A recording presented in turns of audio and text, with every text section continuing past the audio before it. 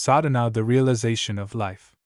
By Rabindranath Tagore, author of Gitanjali. 1916. 2. Ernest Rhys. Author's Preface. Perhaps it is well for me to explain that the subject matter of the papers published in this book has not been philosophically treated, nor has it been approached from the scholar's point of view.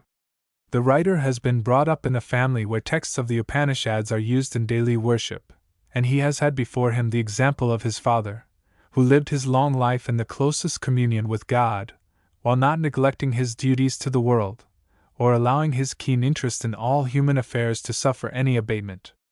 So in these papers, it may be hoped, Western readers will have an opportunity of coming into touch with the ancient spirit of India as revealed in our sacred texts and manifested in the life of today.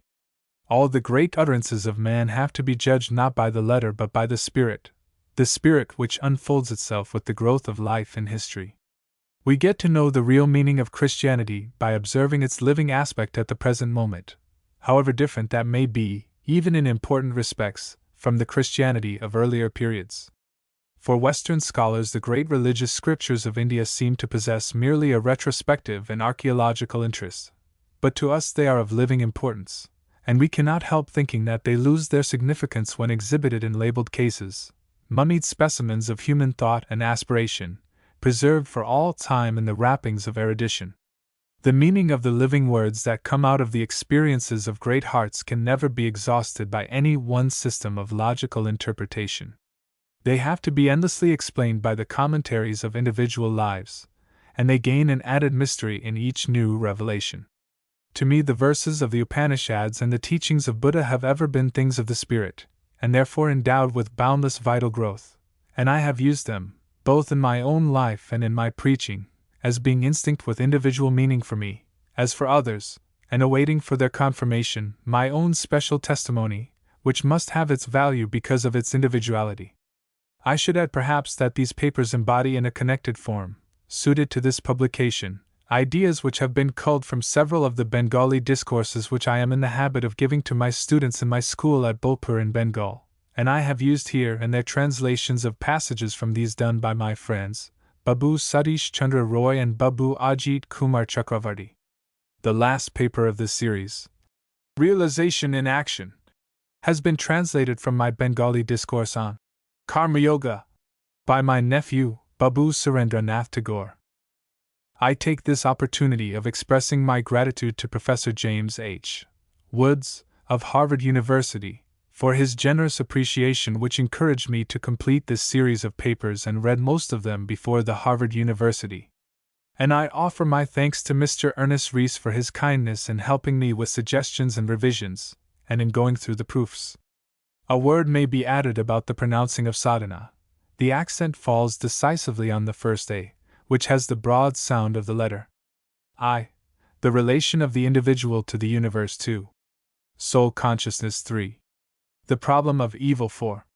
The problem of self v. Realization in love 6. Realization in action 7. The realization of beauty 8. The realization of the infinite I, the relation of the individual to the universe. The civilization of ancient Greece was nurtured within city walls. In fact, all the modern civilizations have their cradles of brick and mortar. These walls leave their mark deep in the minds of men. They set up a principle of divide and rule in our mental outlook, which begets in us a habit of securing all our conquests by fortifying them and separating them from one another. We divide nation and nation, knowledge and knowledge, man and nature. It breeds in us a strong suspicion of whatever is beyond the barriers we have built, and everything has to fight hard for its entrance into our recognition. When the first Aryan invaders appeared in India, it was a vast land of forests, and the newcomers rapidly took advantage of them. These forests afforded them shelter from the fierce heat of the sun and the ravages of tropical storms, pastures for cattle, fuel for sacrificial fire, and materials for building cottages. And the different Aryan clans with their patriarchal heads settled in the different forest tracts which had some special advantage of natural protection, and food and water in plenty. Thus in India it was in the forests that our civilization had its birth, and it took a distinct character from this origin and environment. It was surrounded by the vast life of nature, was fed and clothed by her, and had the closest and most constant intercourse with her varying aspects. Such a life, it may be thought, tends to have the effect of dulling human intelligence and dwarfing the incentives to progress by lowering the standards of existence. But in ancient India we find that the circumstances of forest life did not overcome man's mind, and did not enfeeble the current of his energies, but only gave to it a particular direction. Having been in constant contact with the living growth of nature, his mind was free from the desire to extend his dominion by erecting boundary walls around his acquisitions. His aim was not to acquire but to realize, to enlarge his consciousness by growing with and growing into his surroundings. He felt that truth is all-comprehensive, that there is no such thing as absolute isolation in existence, and the only way of attaining truth is through the interpenetration of our being into all objects. To realize this great harmony between man's spirit and the spirit of the world was the endeavor of the forest-dwelling sages of ancient India. In later days there came a time when these primeval forests gave way to cultivated fields, and wealthy cities sprang up on all sides. Mighty kingdoms were established, which had communications with all the great powers of the world. But even in the heyday of its material prosperity, the heart of India ever looked back with adoration upon the early ideal of strenuous self-realization, and the dignity of the simple life of the forest hermitage, and drew its best inspiration from the wisdom stored there. The West seems to take a pride in thinking that it is subduing nature, as if we are living in a hostile world where we have to wrest everything we want from an unwilling and alien arrangement of things. This sentiment is the product of the city wall habit and training of mind. For in the city life man naturally directs the concentrated light of his mental vision upon his own life and works, and this creates an artificial dissociation between himself and the universal nature within whose bosom he lies. But in India the point of view was different. It included the world with the man as one great truth. India put all her emphasis on the harmony that exists between the individual and the universal. She felt we could have no communication whatever with our surroundings if they were absolutely foreign to us. Man's complaint against nature is that he has to acquire most of his necessaries by his own efforts. Yes, but his efforts are not in vain. He is reaping success every day, and that shows there is a rational connection between him and nature, for we never can make anything our own except that which is truly related to us. We can look upon a road from two different points of view. One regards it as dividing us from the object of our desire. In that case we count every step of our journey over it as something attained by force in the face of obstruction. The other sees it as the road which leads us to our destination, and as such it is part of our goal. It is already the beginning of our attainment, and by journeying over it we can only gain that which in itself it offers to us. This last point of view is that of India with regard to nature. For her, the great fact is that we are in harmony with nature, that man can think because his thoughts are in harmony with things, that he can use the forces of nature for his own purpose only because his power is in harmony with the power which is universal, and that in the long run his purpose never can knock against the purpose which works through nature. In the West the prevalent feeling is that nature belongs exclusively to inanimate things and to beasts, that there is a sudden unaccountable break where human nature begins. According to it, everything that is low in the scale of beings is merely nature, and whatever has the stamp of perfection on it, intellectual or moral, is human nature. It is like dividing the bud and the blossom into two separate categories, and putting their grace to the credit of two different and antithetical principles. But the Indian mind never has any hesitation in acknowledging its kinship with nature, its unbroken relation with all. The fundamental unity of creation was not simply a philosophical speculation for India. It was her life object to realize this great harmony in feeling and in action. With mediation and service, with a regulation of life, she cultivated her consciousness in such a way that everything had a spiritual meaning to her. The earth, water and light, fruits and flowers, to her were not merely physical phenomena to be turned to use and then left aside. They were necessary to her in the attainment of her ideal of perfection, as every note is necessary to the completeness of the symphony. India intuitively felt that the essential fact of this world has a vital meaning for us. We have to be fully alive to it and establish a conscious relation with it, not merely impelled by scientific curiosity or greed of material advantage, but realizing it in the spirit of sympathy, with a large feeling of joy and peace. The man of science knows, in one aspect, that the world is not merely what it appears to be to our senses. He knows that earth and water are really the play of forces that manifest themselves to us as earth and water. How, we can but partially apprehend. Likewise, the man who has his spiritual eyes open knows that the ultimate truth about earth and water lies in our apprehension of the eternal will which works in time and takes shape in the forces we realize under those aspects. This is not mere knowledge, as science is, but it is a perception of the soul by the soul. This does not lead us to power, as knowledge does, but it gives us joy, which is the product of the union of kindred things. The man whose acquaintance with the world does not lead him deeper than science leads him, will never understand what it is that the man with the spiritual vision finds in these natural phenomena. The water does not merely cleanse his limbs, but it purifies his heart, for it touches his soul. The earth does not merely hold his body, but it gladdens his mind, for its contact is more than a physical contact, it is a living presence. When a man does not realize his kinship with the world, he lives in a prison house whose walls are alien to him. When he meets the eternal spirit in all objects, then is he emancipated, for then he discovers the fullest significance of the world into which he is born. Then he finds himself in perfect truth, and his harmony with the all is established. In India, men are enjoined to be fully awake to the fact that they are in the closest relation to things around them, body and soul, and that they are to hail the morning sun, the flowing water, the fruitful earth, as the manifestation of the same living truth which holds them in its embrace. Thus, the text of our everyday meditation is the Gayatri, a verse which is considered to be the epitome of all the Vedas. By its help, we try to realize the essential unity of the world with the conscious soul of man. We learn to perceive the unity held together by the one eternal Spirit, whose power creates the earth, the sky, and the stars, and at the same time irradiates our minds with the light of a consciousness that moves and exists in unbroken continuity with the outer world. It is not true that India has tried to ignore differences of value in different things, for she knows that would make life impossible. The sense of the superiority of man in the scale of creation has not been absent from her mind. But she has had her own idea as to that in which his superiority really consists. It is not in the power of possession, but in the power of union. Therefore, India chose her places of pilgrimage wherever there was in nature some special grandeur or beauty, so that her mind could come out of its world of narrow necessities and realize its place in the infinite. This was the reason why in India a whole people who once were meat-eaters gave up taking animal food to cultivate the sentiment of universal sympathy for life, an event unique in the history of mankind.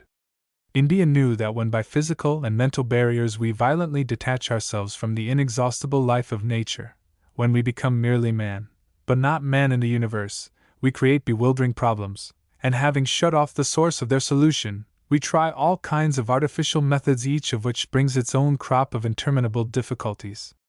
When man leaves his resting place in universal nature, when he walks on the single rope of humanity, it means either a dance or a fall for him. He has ceaselessly to strain every nerve and muscle to keep his balance at each step, and then, in the intervals of his weariness, he fulminates against Providence, and feels a secret pride and satisfaction in thinking that he has been unfairly dealt with by the whole scheme of things.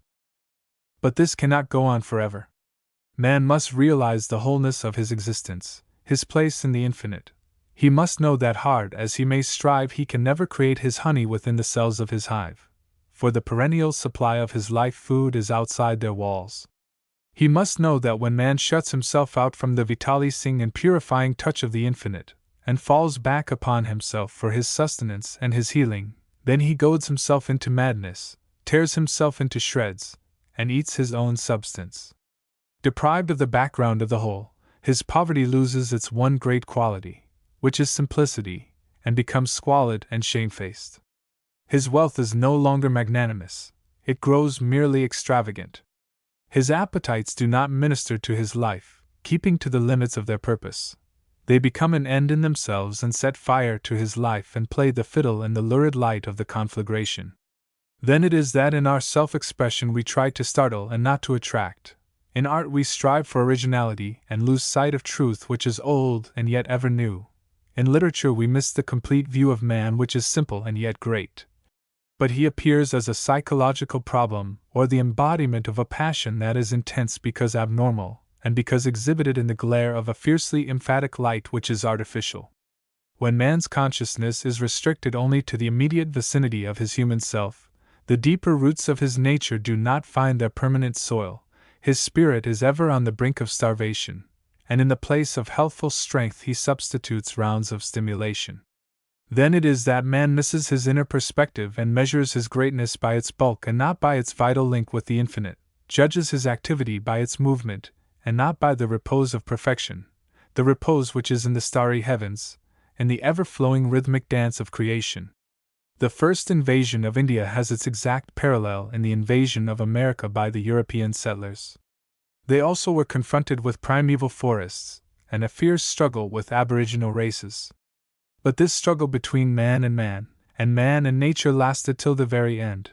They never came to any terms. In India the forests which were the habitation of the barbarians became the sanctuary of sages, but in America these great living cathedrals of nature had no deeper significance to man. They brought wealth and power to him, and perhaps at times they ministered to his enjoyment of beauty, and inspired a solitary poet. They never acquired a sacred association in the hearts of men as the site of some great spiritual reconcilement, where man's soul has its meeting place with the soul of the world.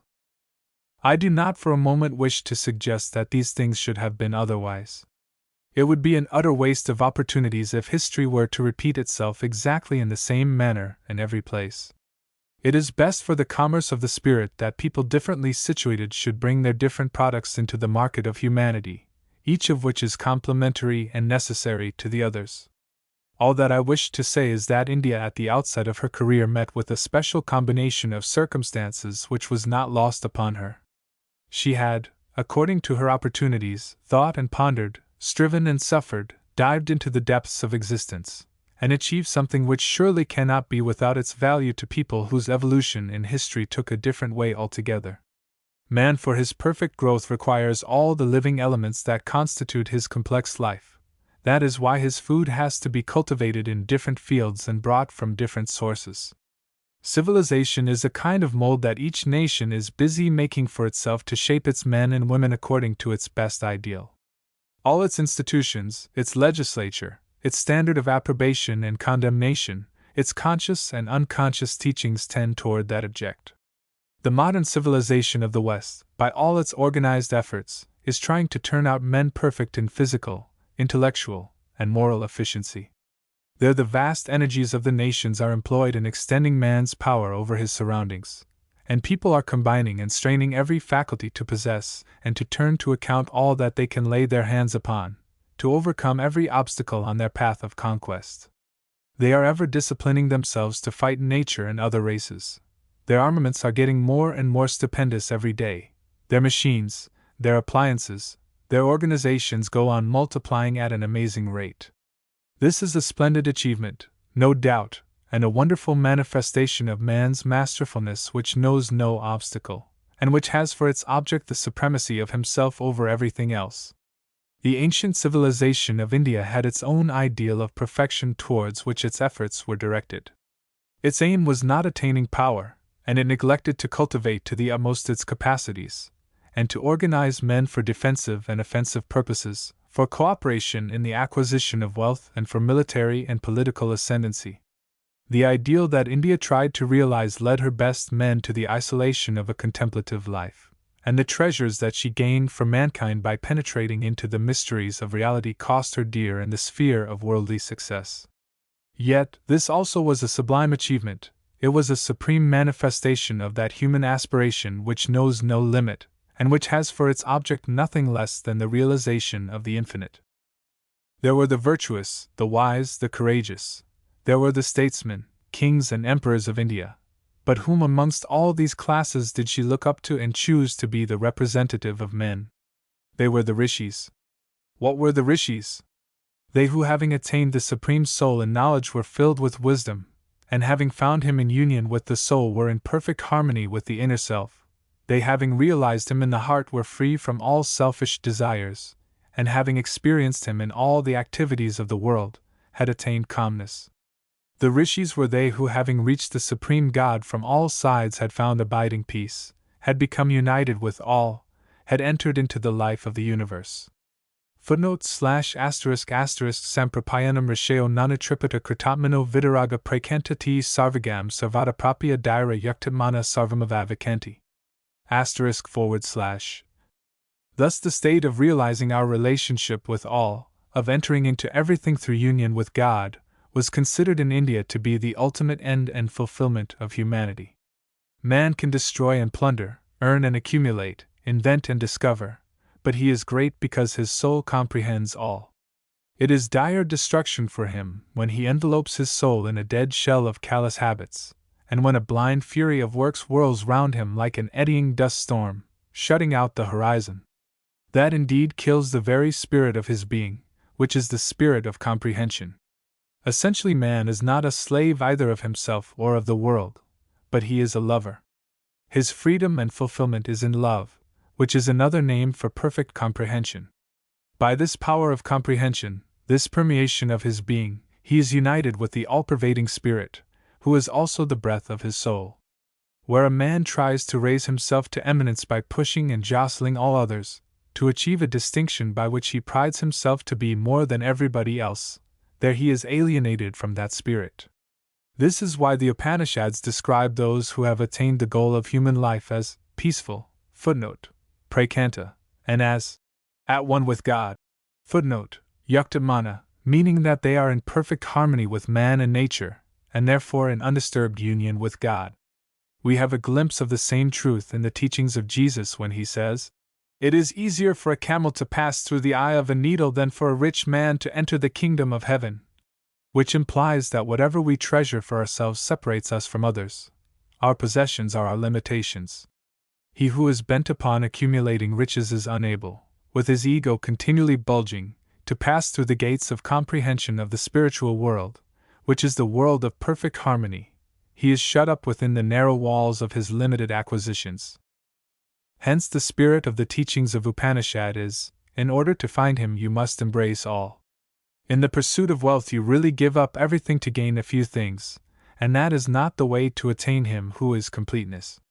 Some modern philosophers of Europe, who are directly or indirectly indebted to the Upanishads, far from realizing their debt, maintain that the Brahma of India is a mere abstraction, a negation of all that is in the world. In a word, that the infinite being is to be found nowhere except in metaphysics. It may be that such a doctrine has been and still is prevalent with a section of our countrymen. But this is certainly not in accord with the pervading spirit of the Indian mind. Instead, it is the practice of realizing and affirming the presence of the infinite in all things which has been its constant inspiration.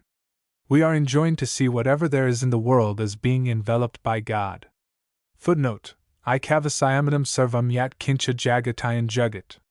I bow to God over and over again, who is in fire and in water, who permeates the whole world, who is in the annual crops as well as in the perennial trees.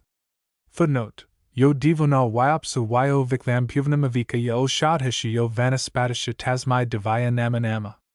Can this be God abstracted from the world? Instead, it signifies not merely seeing him in all things, but saluting him in all the objects of the world. The attitude of the God-conscious man of the Upanishad towards the universe is one of a deep feeling of adoration. His object of worship is present everywhere. It is the one living truth that makes all realities true. This truth is not only of knowledge but of devotion. Nama nama, we bow to him everywhere, and over again. It is recognized in the outburst of the Rishi, who addresses the whole world in a sudden ecstasy of joy. Listen to me, ye sons of the immortal spirit, ye who live in the heavenly abode. I have known the Supreme Person whose light shines forth from beyond the darkness. Krinvanta vikvamrtasia putra a ye divya dhammani tastha vedahamedam purisham mahantam adifya varnam tamasa parastat. Do we not find the overwhelming delight of a direct and positive experience where there is not the least trace of vagueness or passivity? Buddha, who developed the practical side of the teaching of Upanishads, preached the same message when he said, with everything, whether it is above or below, remote or near, visible or invisible, thou shalt preserve a relation of unlimited love without any animosity, or without a desire to kill. To live in such a consciousness while standing or walking, sitting or lying down till you are asleep, is Brahma Vihara, or, in other words, is living and moving and having your joy in the spirit of Brahma. What is that spirit? The Upanishad says the being who is in his essence the light and life of all, who is world conscious, is Brahma. Footnote: Yakyamas minikes tejameo mridamaya purusha sarvanabhu. To feel all, to be conscious of everything, is his spirit. We are immersed in his consciousness, body and soul. It is through his consciousness that the sun attracts the earth. It is through his consciousness that the light waves are being transmitted from planet to planet. Not only in space, but this light and life, this all-feeling being is in our souls. Footnote: Yakyamasmanatmani tejameo mridamaya purusha sarvanabhu. He is all conscious in space, or the world of extension, and he is all conscious in soul, or the world of intention. Thus, to attain our world consciousness, we have to unite our feeling with this all-pervasive infinite feeling.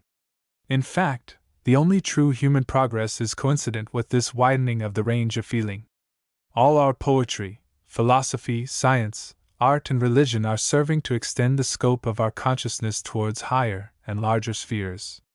Man does not acquire rights through occupation of larger space, nor through external conduct, but his rights extend only so far as he is real, and his reality is measured by the scope of his consciousness. We have, however, to pay a price for this attainment of the freedom of consciousness. What is the price? It is to give oneself away. Our soul can realize itself truly only by denying itself. The Upanishad says, "Thou shalt gain by giving away." Footnote: Tyaktina Bunjitha, thou shalt not covet. Footnote: Mahagrita. In Gita we are advised to work disinterestedly, abandoning all lust for the result. Many outsiders conclude from this teaching that the conception of the world as something unreal lies at the root of the so-called disinterestedness preached in India. But the reverse is true.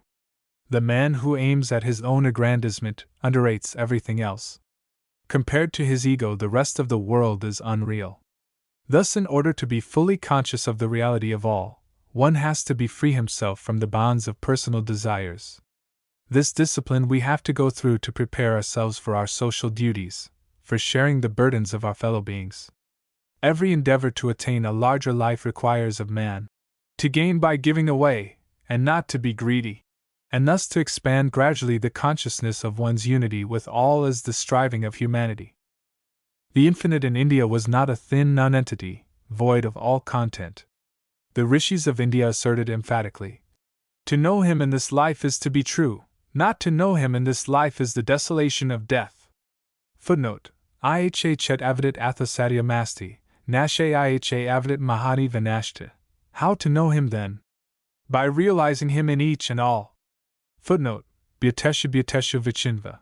Not only in nature but in the family, in society, and in the state, the more we realize the world conscious in all, the better for us. Failing to realize it, we turn our faces to destruction. It fills me with great joy and a high hope for the future of humanity when I realize that there was a time in the remote past when our poet-prophets stood under the lavish sunshine of an Indian sky and greeted the world with the glad recognition of kindred. It was not an anthropomorphic hallucination. It was not seeing man reflected everywhere in grotesquely exaggerated images, and witnessing the human drama acted on a gigantic scale in nature's arena of flitting lights and shadows. On the contrary, it meant crossing the limiting barriers of the individual, to become more than man, to become one with the all. It was not a mere play of the imagination, but it was the liberation of consciousness from all the mystifications and exaggerations of the self. These ancient seers felt in the serene depth of their mind that the same energy which vibrates and passes into the endless forms of the world manifests itself in our inner being as consciousness, and there is no break in unity. For these seers there was no gap in their luminous vision of perfection. They never acknowledged even death itself as creating a chasm in the field of reality. They said, his reflection is death, as well as immortality. Footnote: Yaja cheamritam yaja mrityu. They did not recognize any essential opposition between life and death, and they said with absolute assurance, "It is life that is death." Footnote: Prano mrityu. they saluted with the same serenity of gladness. Life in its aspect of appearing and in its aspect of departure. That which is past is hidden in life, and that which is to come. Footnote: Namo asta I, namo asta parayat. Prain ha butam bhavyanka. They knew that mere appearance and disappearance are on the surface like waves on the sea, but life which is permanent knows no decay or diminution. Everything has sprung from immortal life and is vibrating with life. Footnote: Yadadan kincha prana ajati nisratam. For life is immense. Footnote: Prano virat. This is the noble heritage from our forefathers waiting to be claimed by us as our own, this ideal of the supreme freedom of consciousness. It is not merely intellectual or emotional, it has an ethical basis, and it must be translated into action. In the Upanishad it is said, the Supreme Being is all-pervading, therefore he is the innate good in all. Footnote: Sarvavayapsa Bhagvan Tasmat Sarvagata Siva. To be truly united in knowledge, love, and service with all beings, and thus to realize one's self in the all-pervading God is the essence of goodness, and this is the keynote of the teachings of the Upanishads. Life is immense. Footnote: Prano Virat. 2. Soul consciousness. We have seen that it was the aspiration of ancient India to live and move and have its joy in Brahma, the all-conscious and all-pervading spirit, by extending its field of consciousness over all the world. But that, it may be urged, is an impossible task for man to achieve. If this extension of consciousness be an outward process, then it is endless. It is like attempting to cross the ocean after ladling out its water. By beginning to try to realize all, one has to end by realizing nothing. But in reality it is not so absurd as it sounds. Man has every day to solve this problem of enlarging his region and adjusting his burdens. His burdens are many, too numerous for him to carry, but he knows that by adopting a system he can lighten the weight of his load. Whenever they feel too complicated and unwieldy, he knows it is because he has not been able to hit upon the system which would have set everything in place and distributed the weight evenly. This search for system is really a search for unity, for synthesis. It is our attempt to harmonize the heterogeneous complexity of outward materials by an inner adjustment. In the search we gradually become aware that to find out the one is to possess the all, that there, indeed, is our last and highest privilege. It is based on the law of that unity which is, if we only know it, our abiding strength. Its living principle is the power that is in truth, the truth of that unity which comprehends multiplicity. Facts are many, but the truth is one. The animal intelligence knows facts, the human mind has power to apprehend truth. The apple falls from the tree, the rain descends upon the earth. You can go on burdening your memory with such facts and never come to an end. But once you get hold of the law of gravitation, you can dispense with the necessity of collecting facts ad infinitum. You have got at one truth which governs numberless facts. This discovery of truth is pure joy to man, it is a liberation of his mind. For a mere fact is like a blind lane, it leads only to itself, it has no beyond. But a truth opens up a whole horizon, it leads us to the infinite. That is the reason why, when a man like Darwin discovers some simple general truth about biology, it does not stop there, but like a lamp shedding its light far beyond the object for which it was lighted, it illumines the whole region of human life and thought, transcending its original purpose. Thus we find that truth, while investing all facts, is not a mere aggregate of facts, it surpasses them on all sides and points to the infinite reality. As in the region of knowledge, so in that of consciousness, man must clearly realize some central truth which will give him an outlook over the widest possible field. And that is the object which the Upanishad has in view when it says, "Know thine own soul." Or, in other words, realize the one great principle of unity that there is in every man. All our egoistic impulses, our selfish desires, obscure our true vision of the soul. For they only indicate our own narrow self. When we are conscious of our soul, we perceive the inner being that transcends our ego and has its deeper affinity with the all. Children, when they begin to learn each separate letter of the alphabet, find no pleasure in it, because they miss the real purpose of the lesson. In fact, while letters claim our attention only in themselves and as isolated things, they fatigue us. They become a source of joy to us only when they combine into words and sentences and convey an idea. Likewise, our soul, when detached and imprisoned within the narrow limits of a self, loses its significance. For its very essence is unity. It can only find out its truth by unifying itself with others, and only then it has its joy. Man was troubled, and he lived in a state of fear so long as he had not discovered the uniformity of law in nature. Till then the world was alien to him. The law that he discovered is nothing but the perception of harmony that prevails between reason, which is of the soul of man, and the workings of the world. This is the bond of union through which man is related to the world in which he lives, and he feels an exceeding joy when he finds this out, for then he realizes himself in his surroundings. To understand anything is to find in it something which is our own, and it is the discovery of ourselves outside us which makes us glad. This relation of understanding is partial, but the relation of love is complete. In love the sense of difference is obliterated, and the human soul fulfills its purpose in perfection, transcending the limits of itself and reaching across the threshold of the infinite. Therefore love is the highest bliss that man can attain to, for through it alone he truly knows that he is more than himself, and that he is at one with the all.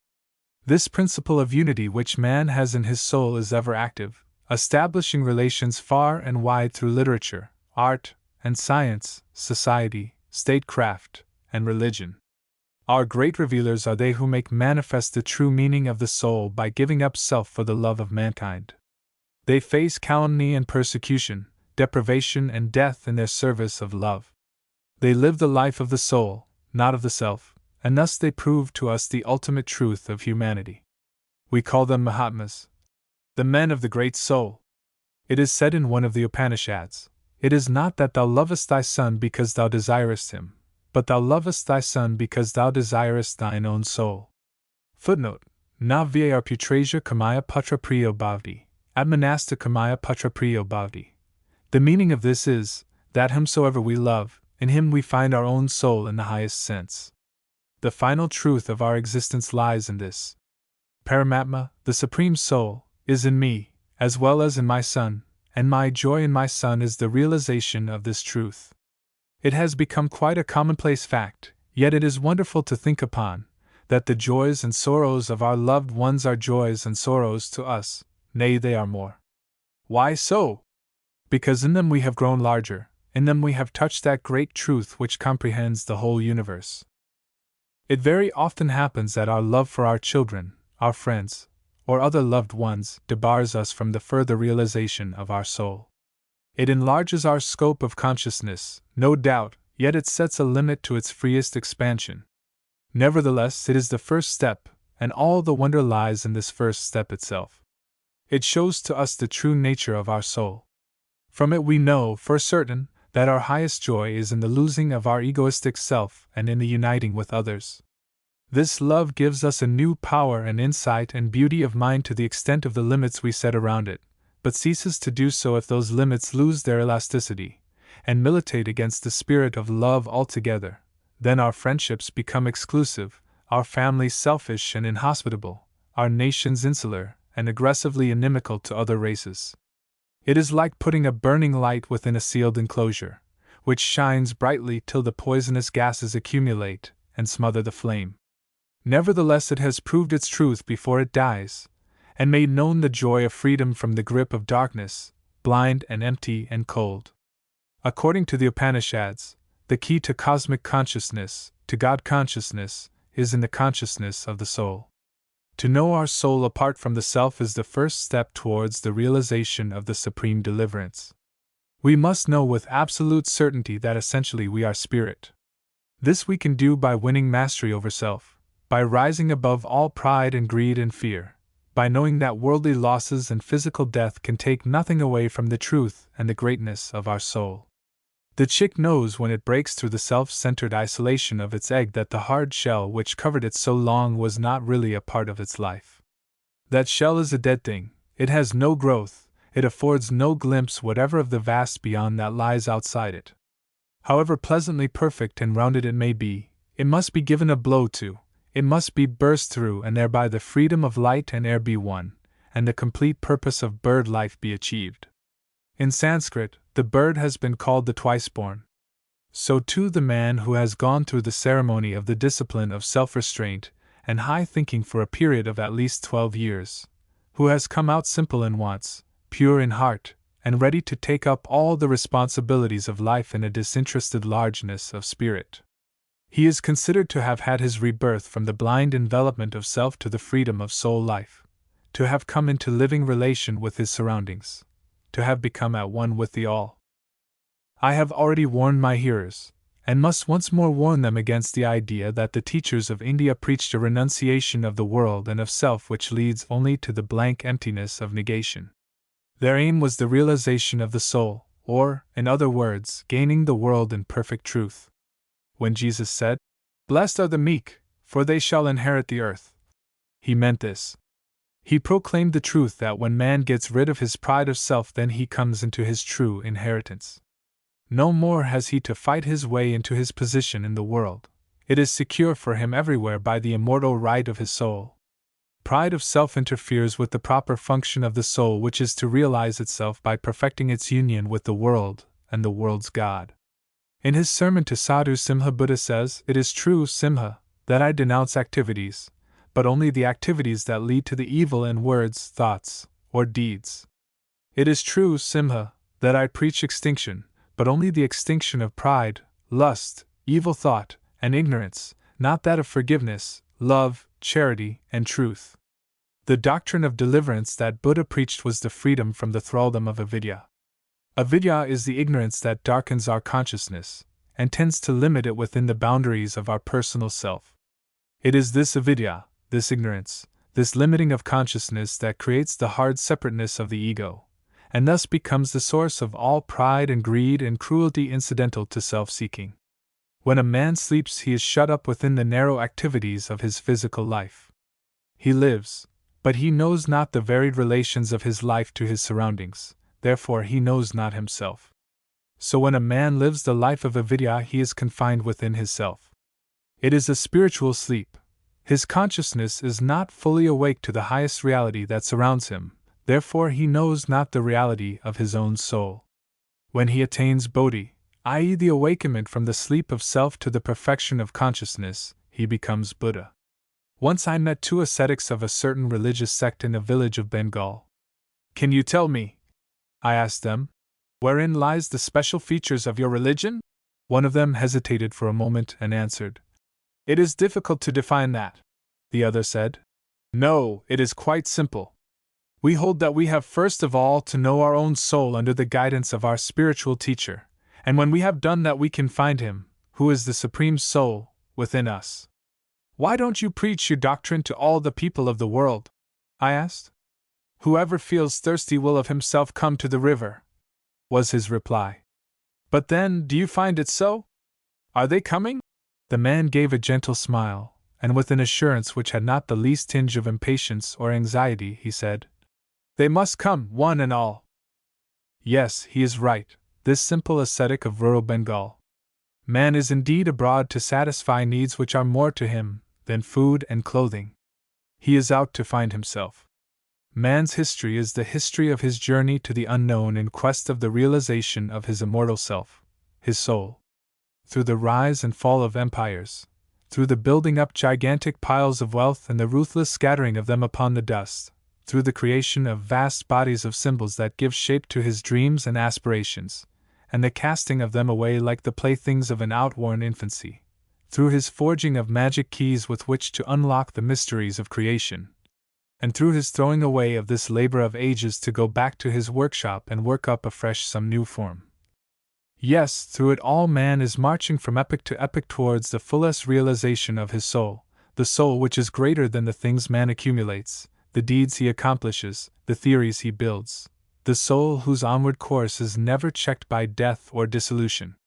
Man's mistakes and failures have by no means been trifling or small, they have strewn his path with colossal ruins. His sufferings have been immense, like birth pangs for a giant child.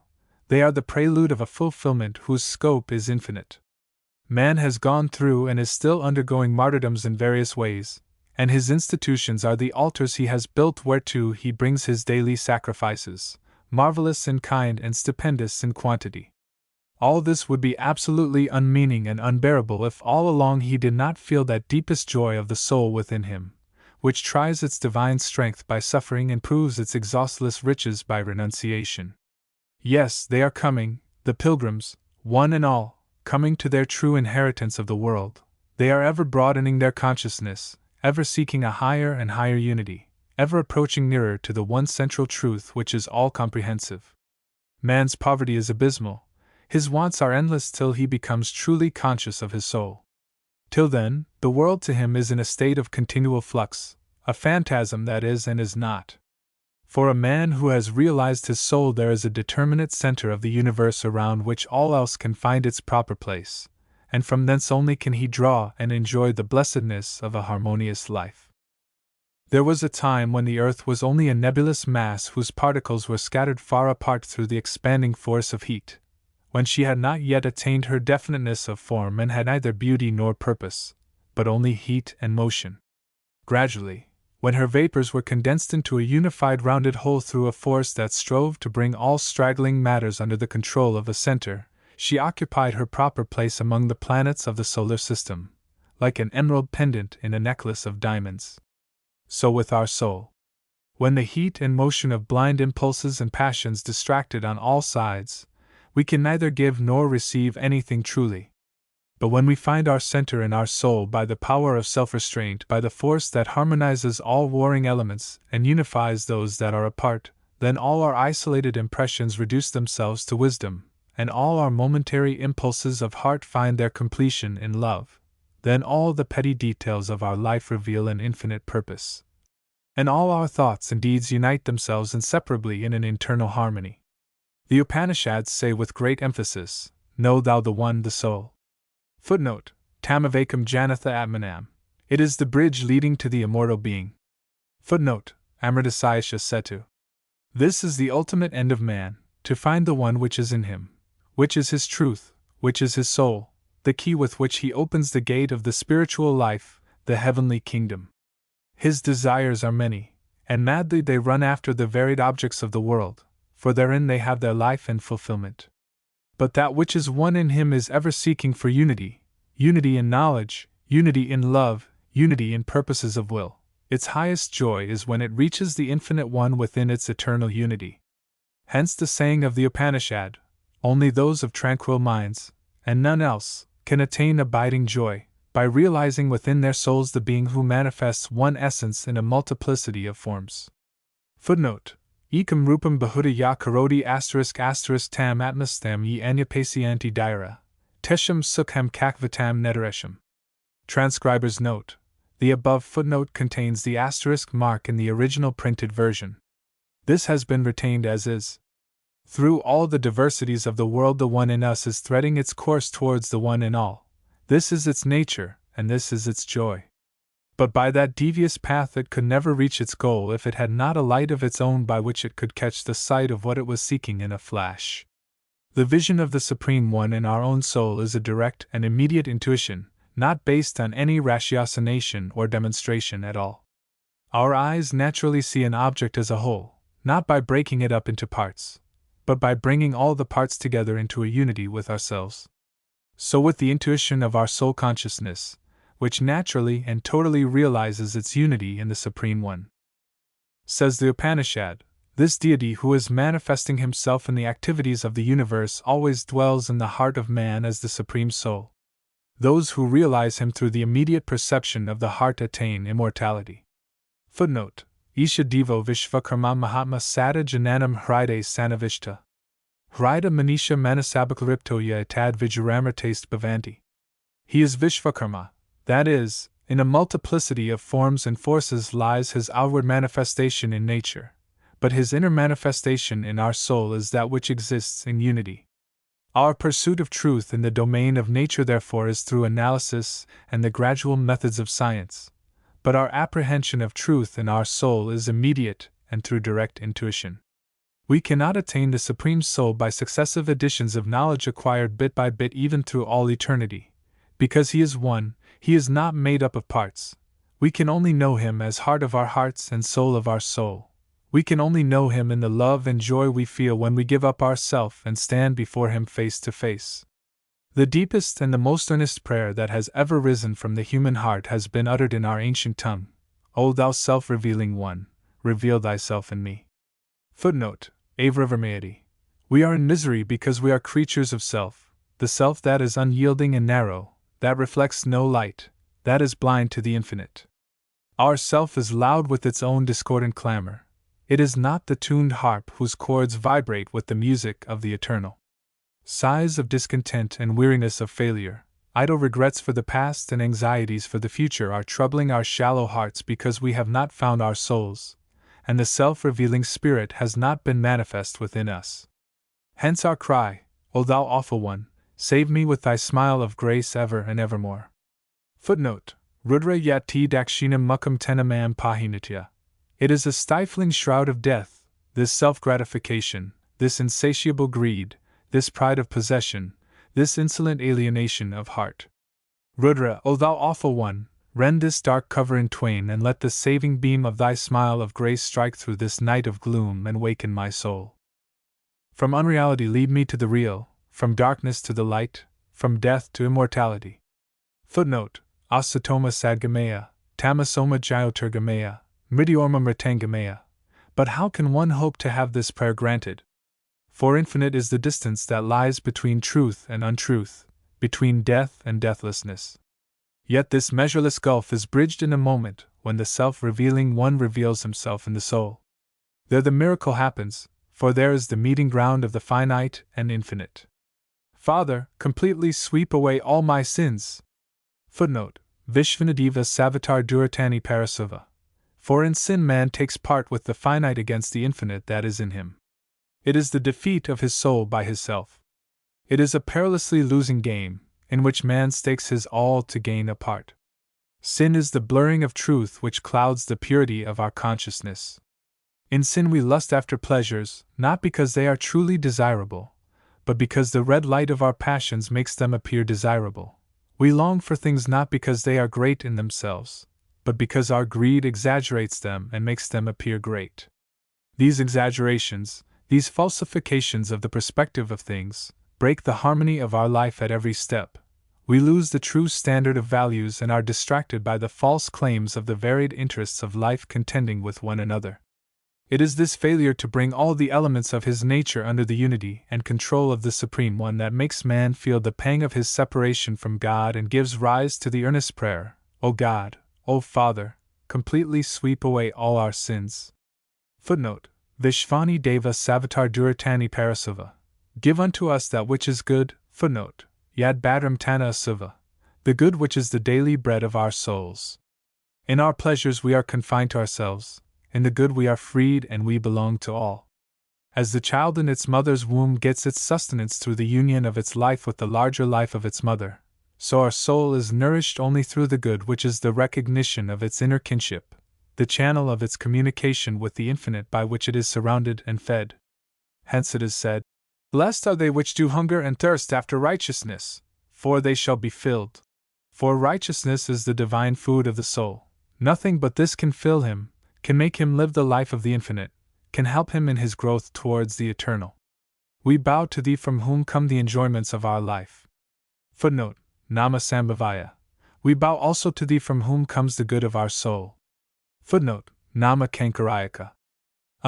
We bow to thee who art good, the highest good. Footnote: Nama Sivayacha, Sivadaraya Cha. In whom we are united with everything, that is, in peace and harmony, in goodness and love. Man's cry is to reach his fullest expression. It is this desire for self-expression that leads him to seek wealth and power. But he has to discover that accumulation is not realization. It is the inner light that reveals him, not outer things. When this light is lighted, then in a moment he knows that man's highest revelation is God's own revelation in him. And his cry is for this, the manifestation of his soul, which is the manifestation of God in his soul. Man becomes perfect man, he attains his fullest expression, when his soul realizes itself in the infinite being who is of I, whose very essence is expression. The real misery of man is in the fact that he has not fully come out, that he is self-obscured, lost in the midst of his own desires. He cannot feel himself beyond his personal surroundings, his greater self is blotted out, his truth is unrealized. The prayer that rises up from his whole being is therefore, Thou, who art the spirit of manifestation, manifest thyself in me. Footnote: Avravarmayati. This longing for the perfect expression of his self is more deeply inherent in man than his hunger and thirst for bodily sustenance, his lust for wealth and distinction. This prayer is not merely one born individually of him, it is in depth of all things, it is the ceaseless urging in him of the Avai, of the spirit of eternal manifestation. The revealment of the infinite in the finite, which is the motive of all creation, is not seen in its perfection in the starry heavens, in the beauty of flowers. It is in the soul of man. For there will seeks its manifestation in will, and freedom turns to win its final prize in the freedom of surrender. Therefore, it is the self of man which the great King of the universe has not shadowed with his throne, he has left it free. In his physical and mental organism, where man is related with nature, he has to acknowledge the rule of his king, but in his self he is free to disown him. There our God must win his entrance. There he comes as a guest, not as a king, and therefore he has to wait till he is invited. It is the man's self from which God has withdrawn his commands, for there he comes to court our love.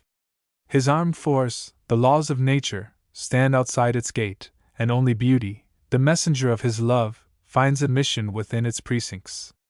It is only in this region of will that anarchy is permitted, only in man's self that the discord of untruth and unrighteousness hold its reign, and things can come to such a pass that we may cry out in our anguish.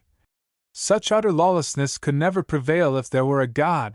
Indeed, God has stood aside from our self, where his watchful patience knows no bounds, and where he never forces open the doors if shut against him. For this self of ours has to attain its ultimate meaning, which is the soul, not through the compulsion of God's power but through love, and thus become united with God in freedom. He whose spirit has been made one with God stands before man as the supreme flower of humanity. There man finds in truth what he is, for there the Avai is revealed to him in the soul of man as the most perfect revelation for him of God, for there we see the union of the supreme will with our will, our love with the love everlasting. Therefore, in our country he who truly loves God receives such homage from men as would be considered almost sacrilegious in the West. We see in him God's wish fulfilled, the most difficult of all obstacles to his revealment removed, and God's own perfect joy fully blossoming in humanity. Through him we find the whole world of man overspread with a divine homeliness. His life, burning with God's love, makes all our earthly love resplendent. All the intimate associations of our life, all its experience of pleasure and pain, group themselves around this display of the divine love, and from the drama that we witness in him. The touch of an infinite mystery passes over the trivial and the familiar, making it break out into ineffable music. The trees and the stars and the blue hills appear to us as symbols aching with a meaning which can never be uttered in words. We seem to watch the Master in the very act of creation of a new world when a man's soul draws her heavy curtain of self aside, when her veil is lifted and she is face to face with her eternal lover. But what is this state? It is like a morning of spring, varied in its life and beauty, yet one and entire. When a man's life rescued from distractions finds its unity in the soul, then the consciousness of the infinite becomes at once direct and natural to it as the light is to the flame. All the conflicts and contradictions of life are reconciled, knowledge, love and action harmonized, pleasure and pain become one in beauty, enjoyment and renunciation equal in goodness. The breach between the finite and the infinite fills with love and overflows. Every moment carries its message of the eternal. The formless appears to us in the form of the flower, of the fruit. The boundless takes us up in his arms as a father, and walks by our side as a friend. It is only the soul, the one in man which by its very nature can overcome all limits, and finds its affinity with the Supreme One. While yet we have not attained the internal harmony, and the wholeness of our being, our life remains a life of habits. The world still appears to us as a machine, to be mastered where it is useful, to be guarded against where it is dangerous, and never to be known in its full fellowship with us, alike in its physical nature and in its spiritual life and beauty. 3. The problem of evil. The question why there is evil in existence is the same as why there is imperfection, or, in other words, why there is creation at all. We must take it for granted that it could not be otherwise. That creation must be imperfect, must be gradual, and that it is futile to ask the question, why we are. But this is the real question we ought to ask. Is this imperfection the final truth? Is evil absolute and ultimate? The river has its boundaries, its banks. But is a river all banks? Or are the banks the final facts about the river? Do not these obstructions themselves give its water an onward motion? The towing rope binds a boat, but is the bondage its meaning? Does it not at the same time draw the boat forward? The current of the world has its boundaries, otherwise it could have no existence, but its purpose is not shown in the boundaries which restrain it, but in its movement, which is towards perfection. The wonder is not that there should be obstacles and sufferings in this world, but that there should be law and order, beauty and joy, goodness and love. The idea of God that man has in his being is the wonder of all wonders. He has felt in the depths of his life that what appears as imperfect is the manifestation of the perfect, just as a man who has an ear for music realizes the perfection of a song, while in fact he is only listening to a succession of notes. Man has found out the great paradox that what is limited is not imprisoned within its limits. It is ever moving, and therewith shedding its finitude every moment. In fact, imperfection is not a negation of perfectness. Finitude is not contradictory to infinity. They are but completeness manifested in parts, infinity revealed within bounds. Pain, which is the feeling of our finiteness, is not a fixture in our life. It is not an end in itself, as joy is. To meet with it is to know that it has no part in the true permanence of creation. It is what error is in our intellectual life. To go through the history of the development of science is to go through the maze of mistakes it made current at different times. Yet no one really believes that science is the one perfect mode of disseminating mistakes. The progressive ascertainment of truth is the important thing to remember in the history of science, not its innumerable mistakes. Error, by its nature, cannot be stationary. It cannot remain with truth. Like a tramp, it must quit its lodging as soon as it fails to pay its score to the full. As in intellectual error, so in evil of any other form, its essence is impermanence, for it cannot accord with the whole. Every moment it is being corrected by the totality of things and keeps changing its aspect. We exaggerate its importance by imagining it as a standstill. Could we collect the statistics of the immense amount of death and putrefaction happening every moment in this earth, they would appall us. But evil is ever moving. With all its incalculable immensity, it does not effectually clog the current of our life, and we find that the earth, water, and air remain sweet and pure for living beings. All statistics consist of our attempts to represent statistically what is in motion, and in the process things assume a weight in our mind which they have not in reality. For this reason, a man, who by his profession is concerned with any particular aspect of life, is apt to magnify its proportions. In laying undue stress upon facts, he loses his hold upon truth. A detective may have the opportunity of studying crimes in detail, but he loses his sense of their relative places in the whole social economy. When science collects facts to illustrate the struggle for existence that is going on in the kingdom of life, it raises a picture in our minds of nature red in tooth and claw. But in these mental pictures we give a fixity to colors and forms which are really evanescent. It is like calculating the weight of the air on each square inch of our body to prove that it must be crushingly heavy for us. With every weight, however, there is an adjustment, and we lightly bear our burden. With the struggle for existence in nature there is reciprocity. There is the love for children and for comrades. There is the sacrifice of self, which springs from love, and this love is the positive element in life. If we kept the searchlight of our observation turned upon the fact of death, the world would appear to us like a huge charnel house. But in the world of life the thought of death has, we find, the least possible hold upon our minds. Not because it is the least apparent, but because it is the negative aspect of life, just as, in spite of the fact that we shut our eyelids every second, it is the openings of the eye that count.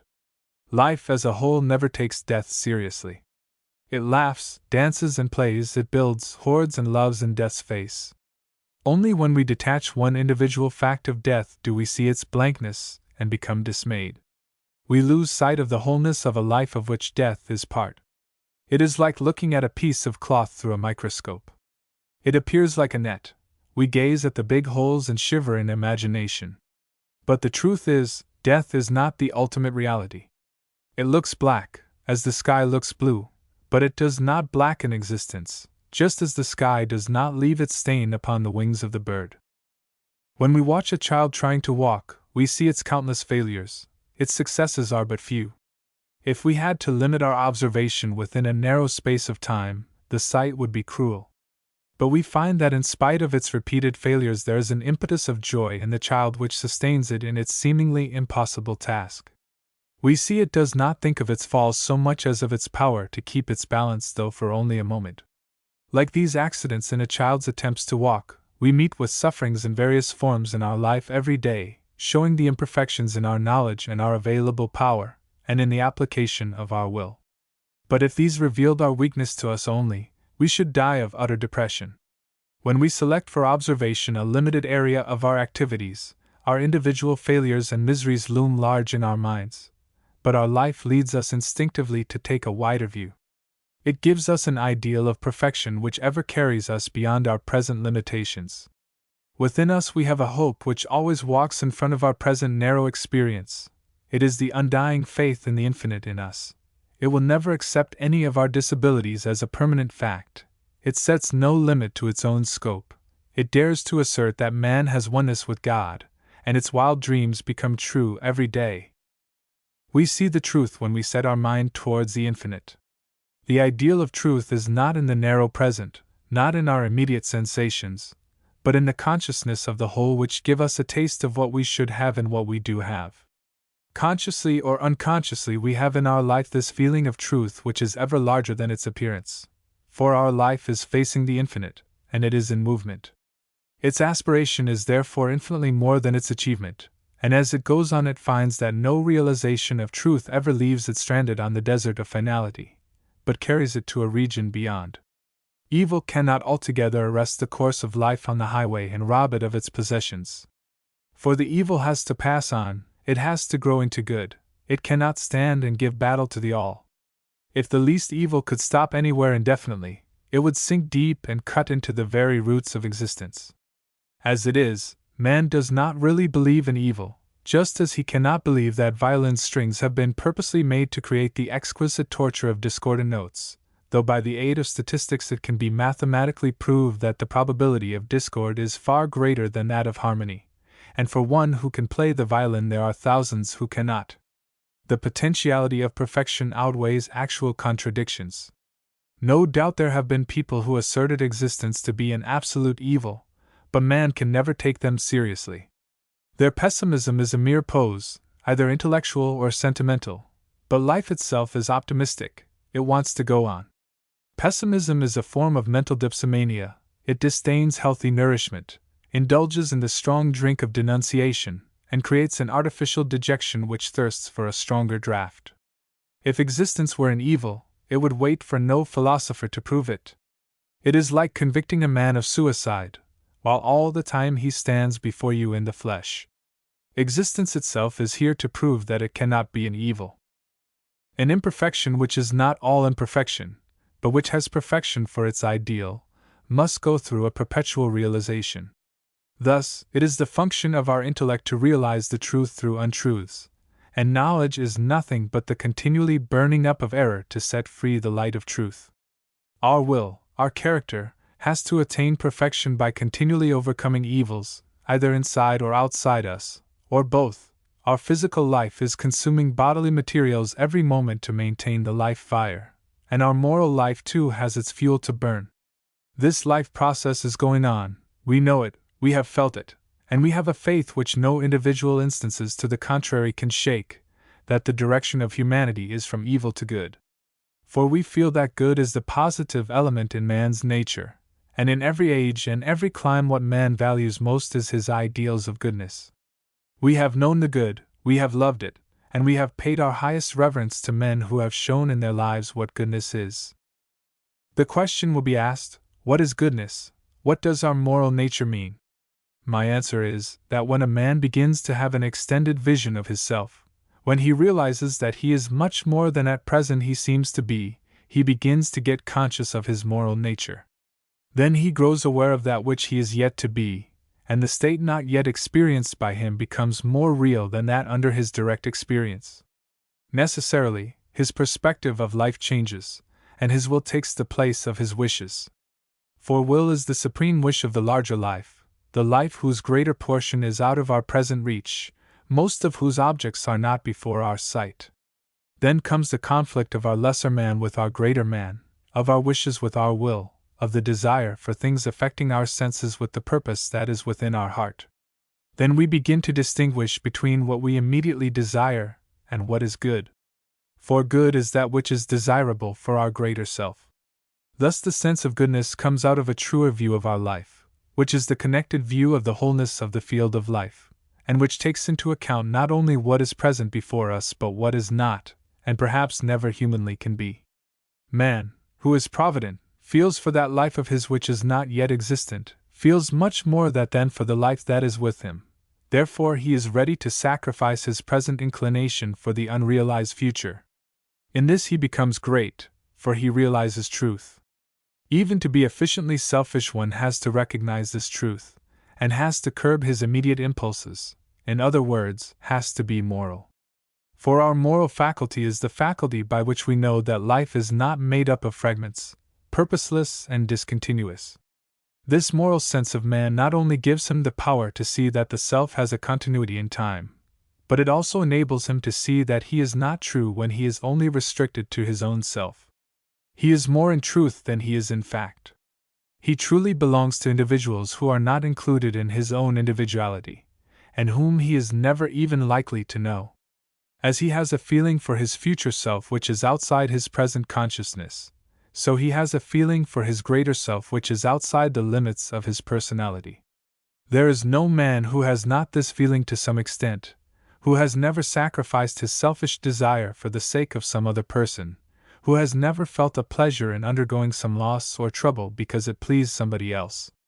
It is a truth that man is not a detached being, that he has a universal aspect, and when he recognizes this he becomes great. Even the most evilly disposed selfishness has to recognize this when it seeks the power to do evil, for it cannot ignore truth and yet be strong. So in order to claim the aid of truth, selfishness has to be unselfish to some extent. A band of robbers must be moral in order to hold together as a band. They may rob the whole world but not each other. To make an immoral intention successful, some of its weapons must be moral. In fact, very often it is our very moral strength which gives us most effectively the power to do evil, to exploit other individuals for our own benefit, to rob other people of their rights. The life of an animal is unmoral, for it is aware only of an immediate present. The life of a man can be immoral, but that only means that it must have a moral basis. What is immoral is imperfectly moral, just as what is false is true to a small extent, or it cannot even be false. Not to see is to be blind, but to see wrongly is to see only in an imperfect manner. Man's selfishness is a beginning to see some connection, some purpose in life, and to act in accordance with its dictates requires self-restraint and regulation of conduct. A selfish man willingly undergoes troubles for the sake of the self, he suffers hardship and privation without a murmur, simply because he knows that what is pain and trouble, looked at from the point of view of a short space of time, are just the opposite when seen in a larger perspective. Thus what is a loss to the smaller man is a gain to the greater, and vice versa. To the man who lives for an idea, for his country, for the good of humanity, life has an extensive meaning, and to that extent pain becomes less important to him. To live the life of goodness is to live the life of all. Pleasure is for one's own self, but goodness is concerned with the happiness of all humanity, and for all time. From the point of view of the good, pleasure and pain appear in a different meaning, so much so that pleasure may be shunned, and pain be courted in its place, and death itself be made welcome as giving a higher value to life. From these higher standpoints of a man's life, the standpoints of the good, pleasure and pain lose their absolute value. Martyrs prove it in history, and we prove it every day in our life in our little martyrdoms. When we take a pitcherful of water from the sea it has its weight, But when we take a dip into the sea itself, 1,000 pitchersful of water flow above our head, and we do not feel their weight. We have to carry the pitcher of self with our strength, and so, while on the plane of selfishness pleasure and pain have their full weight, on the moral plane they are so much lightened that the man who has reached it appears to us almost superhuman in his patience under crushing trials, and his forbearance in the face of malignant persecution. To live in perfect goodness is to realize one's life in the infinitive. This is the most comprehensive view of life which we can have by our inherent power of the moral vision of the wholeness of life. And the teaching of Buddha is to cultivate this moral power to the highest extent, to know that our field of activities is not bound to the plane of our narrow self. This is the vision of the heavenly kingdom of Christ. When we attain to that universal life, which is the moral life, we become freed from the bounds of pleasure and pain, and the place vacated by our self becomes filled with an unspeakable joy which springs from measureless love. In this state the soul's activity is all the more heightened, only its motive power is not from desires, but in its own joy. This is the Karma Yoga of the Gita, the way to become one with the infinite activity by the exercise of the activity of disinterested goodness. When Buddha mentioned upon the way of realizing mankind from the grip of misery, he came to this truth, that when man attains his highest end by merging the individual in the universal, he becomes free from the thraldom of pain. Let us consider this point more fully. A student of mine once related to me his adventure in a storm, and complained that all the time he was troubled with the feeling that this great commotion in nature behaved to him as if he were no more than a mere handful of dust. That he was a distinct personality with a will of his own had not the least influence upon what was happening.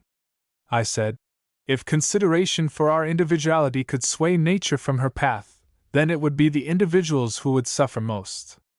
But he persisted in his doubt, saying that there was this fact which could not be ignored, the feeling that I am. The I in us seeks for a relation which is individual to it. I replied that the relation of the I is with something which is not I. So we must have a medium which is common to both, and we must be absolutely certain that it is the same to the I as it is to the not I. This is what needs repeating here. We have to keep in mind that our individuality by its nature is impelled to seek for the universal. Our body can only die if it tries to eat its own substance, and our I loses the meaning of its function if it can only see itself. Just as we find that the stronger the imagination, the less is it merely imaginary, and the more is it in harmony with truth, so we see the more vigorous our individuality, the more does it widen towards the universal.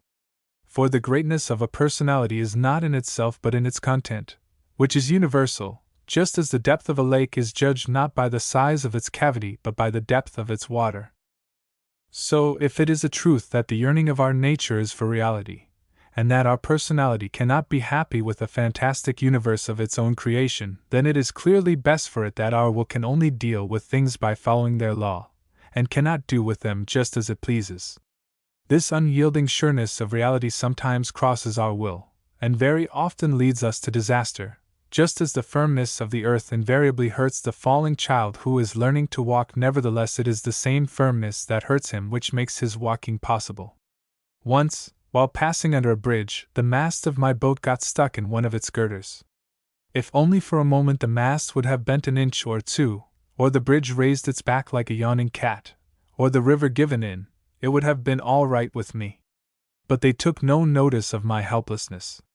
That is the very reason why I could make use of the river, and sail upon it with the help of the mast, and that is why, when its current was inconvenient, I could rely upon the bridge. Things are what they are, and we have to know them if we would deal with them, and knowledge of them is possible because our wish is not their law. This knowledge is a joy to us, for the knowledge is one of the channels of our relation with the things outside us. It is making them our own, and thus widening the limit of ourself. At every step we have to take into account others than ourselves. For only in death are we alone. A poet is a true poet when he can make his personal idea joyful to all men, which he could not do if he had not a medium common to all his audience. This common language has its own law which the poet must discover and follow, by doing which he becomes true and attains poetical immortality. We see then that man's individuality is not his highest truth. There is that in him which is universal. If he were made to live in a world where his own self was the only factor to consider, then that would be the worst prison imaginable to him. For man's deepest joy is in growing greater and greater by more and more union with the All. This, as we have seen, would be an impossibility if there were no law common to all. Only by discovering the law and following it, do we become great, do we realize the universal. While, so long as our individual desires are at conflict with the universal law, we suffer pain and are futile. There was a time when we prayed for special concessions. We expected that the laws of nature should be held in abeyance for our own convenience. But now we know better. We know that law cannot be set aside, and in this knowledge we have become strong. For this law is not something apart from us, it is our own. The universal power which is manifested in the universal law is one with our own power. It will thwart us where we are small, where we are against the current of things, but it will help us where we are great, where we are in unison with the All. Thus, through the help of science, as we come to know more of the laws of nature, we gain in power, we tend to attain a universal body. Our organ of sight, our organ of locomotion, our physical strength becomes worldwide, steam and electricity become our nerve and muscle. Thus we find that, just as throughout our bodily organization there is a principle of relation by virtue of which we can call the entire body our own, and can use it as such, so all through the universe there is that principle of uninterrupted relation by virtue of which we can call the whole world our extended body and use it accordingly. And in this age of science it is our endeavor fully to establish our claim to our world self. We know all our poverty and sufferings are owing to our inability to realize this legitimate claim of ours. Really, there is no limit to our powers, for we are not outside the universal power which is the expression of universal law. We are on our way to overcome disease and death, to conquer pain and poverty, for through scientific knowledge we are ever on our way to realize the universal in its physical aspect. And as we make progress we find that pain, disease, and poverty of power are not absolute, but that is only the want of adjustment of our individual self to our universal self which gives rise to them. It is the same with our spiritual life. When the individual man in us chafes against the lawful rule of the universal man, we become morally small, and we must suffer. In such a condition our successes are our greatest failures, and the very fulfillment of our desires leaves us poorer. We hanker after special gains for ourselves, we want to enjoy privileges which none else can share with us. But everything that is absolutely special must keep up a perpetual warfare with what is general. In such a state of civil war man always lives behind barricades, and in any civilization which is selfish our homes are not real homes, but artificial barriers around us. Yet we complain that we are not happy, as if there were something inherent in the nature of things to make us miserable. The universal spirit is waiting to crown us with happiness, but our individual spirit would not accept it. It is our life of the self that causes conflicts and complications everywhere, upsets the normal balance of society, and gives rise to miseries of all kinds. It brings things to such a pass that to maintain order we have to create artificial coercions and organize forms of tyranny, and tolerate infernal institutions in our midst, whereby at every moment humanity is humiliated. We have seen that in order to be powerful we have to submit to the laws of the universal forces, and to realize in practice that they are our own. So, in order to be happy, we have to submit our individual will to the sovereignty of the universal will, and to feel in truth that it is our own will. When we reach that state wherein the adjustment of the finite in us to the infinite is made perfect, then pain itself becomes a valuable asset. It becomes a measuring rod with which to gauge the true value of our joy. The most important lesson that man can learn from his life is not that there is pain in this world, but that it depends upon him to turn it into good account, that it is possible for him to transmute it into joy. The lesson has not been lost altogether to us, and there is no man living who would willingly be deprived of his right to suffer pain, for that is his right to be a man. One day the wife of a poor laborer complained bitterly to me that her eldest boy was going to be sent away to a rich relative's house for part of the year. It was the implied kind intention of trying to relieve her of her trouble that gave her the shock, for a mother's trouble is a mother's own by her inalienable right of love, and she was not going to surrender it to any dictates of expediency. Man's freedom is never in being saved troubles, but it is the freedom to take trouble for his own good, to make the trouble an element in his joy.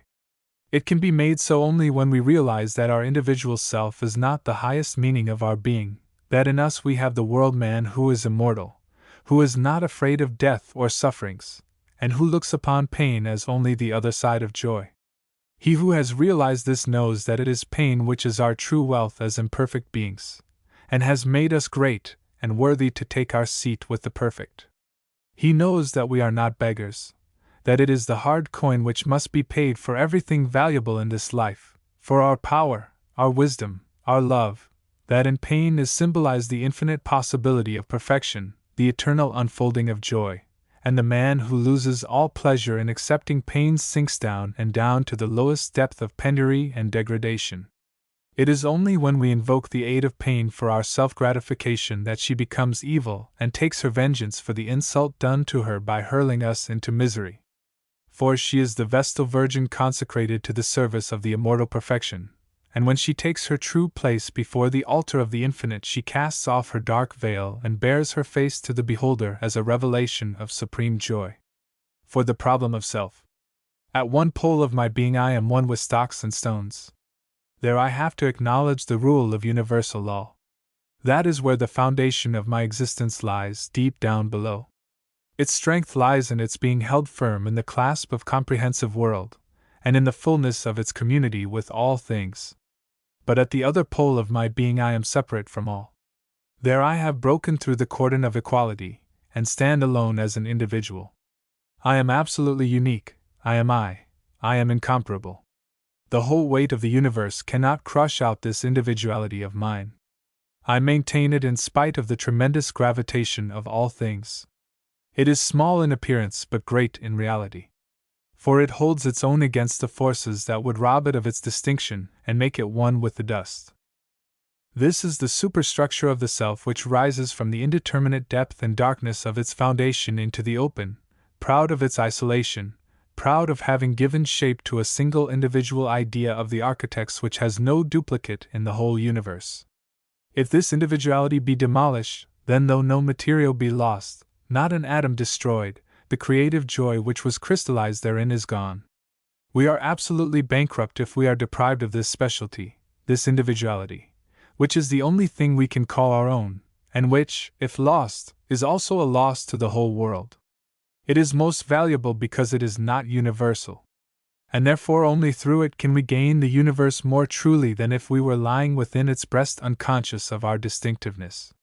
The universal is ever seeking its consummation in the unique.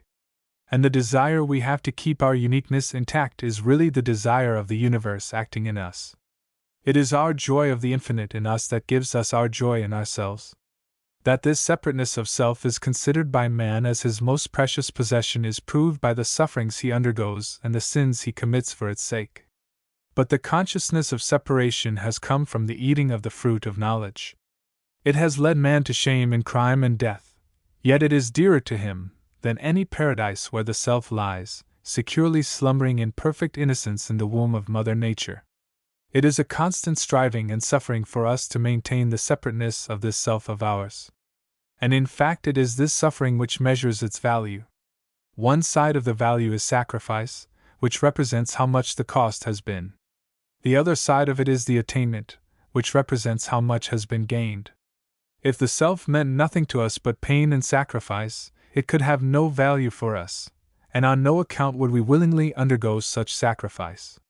In such case there could be no doubt at all that the highest object of humanity would be the annihilation of self. But if there is a corresponding gain, if it does not end in a void but in a fullness, then it is clear that its negative qualities, its very sufferings and sacrifices, make it all the more precious. That it is so has been proved by those who have realized the positive significance of self, and have accepted its responsibilities with eagerness and undergone sacrifices without flinching. With the foregoing introduction, it will be easy for me to answer the question once asked by one of my audience as to whether the annihilation of self has not been held by India as the supreme goal of humanity. In the first place, we must keep in mind the fact that man is never literal in the expression of his ideas, except in matters most trivial. Very often man's words are not a language at all, but merely a vocal gesture of the dumb. They may indicate, but do not express his thoughts. The more vital his thoughts, the more have his words to be explained by the context of his life. Those who seek to know his meaning by the aid of the dictionary only technically reach the house, for they are stopped by the outside wall and find no entrance to the hall. This is the reason why the teachings of our greatest prophets give rise to endless disputations when we try to understand them by following their words and not be realizing them in our own lives. The men who are cursed with the gift of the literal mind are the unfortunate ones who are always busy with their nets and neglect the fishing. It is not only in Buddhism and the Indian religions, but in Christianity too, that the ideal of selflessness is preached with all fervor. In the last, the symbol of death has been used for expressing the idea of man's deliverance from the life which is not true. This is the same as nirvana, the symbol of the extinction of the lamp. In the typical thought of India, it is held that the true deliverance of man is the deliverance from avidya, from ignorance. It is not in destroying anything that is positive and real, for that cannot be possible, but that which is negative, which obstructs our vision of truth. When this obstruction, which is ignorance, is removed, then only is the eyelid drawn up, which is no loss to the eye. It is our ignorance which makes us think that our self, as self, is real, that it has its complete meaning in itself. When we take that wrong view of self, then we try to live in such a manner as to make self the ultimate object of our life. Then we are doomed to disappointment, like the man who tries to reach his destination by firmly clutching the dust of the road. Our self has no means of holding us, for its own nature is to pass on, and by clinging to this thread of self which is passing through the loom of life, we cannot make it serve the purpose of the cloth into which it is being woven.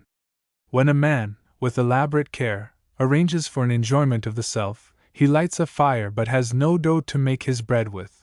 The fire flares up and consumes itself to extinction, like an unnatural beast that eats its own progeny and dies. In an unknown language, the words are tyrannically prominent. They stop us but say nothing. To be rescued from this fetter of words, we must rid ourselves of the avidya, our ignorance, and then our mind will find its freedom in the inner idea. But it would be foolish to say that our ignorance of the language can be dispelled only by the destruction of the words. No, when the perfect knowledge comes, every word remains in its place, only they do not bind us to themselves, but let us pass through them and lead us to the idea which is emancipation. Thus it is only avidya which makes the self our fetter by making us think that it is an end in itself, and by preventing our seeing that it contains the idea that transcends its limits. That is why the wise man comes and says, "Set yourselves free from the avidya, know your true soul and be saved from the grasp of the self which imprisons you." We gain our freedom when we attain our truest nature.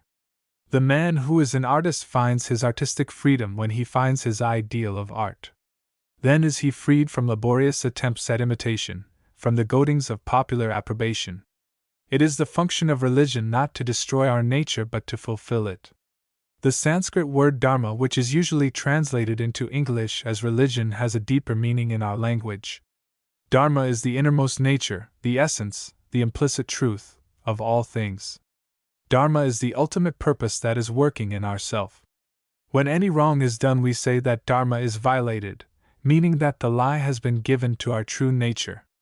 But this dharma, which is the truth in us, is not apparent, because it is inherent. So much so, that it has been held that sinfulness is the nature of man, and only by the special grace of God can a particular person be saved. This is like saying that the nature of the seed is to remain enfolded within its shell, and it is only by some special miracle that it can be grown into a tree. But do we not know that the appearance of the seed contradicts its true nature?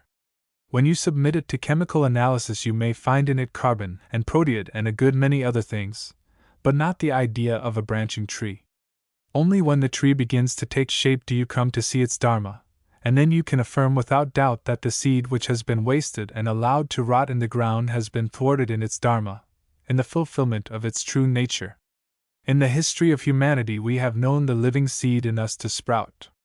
We have seen the great purpose in us taking shape in the lives of our greatest men, and have felt certain that though there are numerous individual lives that seem ineffectual, still it is not their dharma to remain barren, but it is for them to burst their cover and transform themselves into a vigorous spiritual shoot, growing up into the air and light, and branching out in all directions.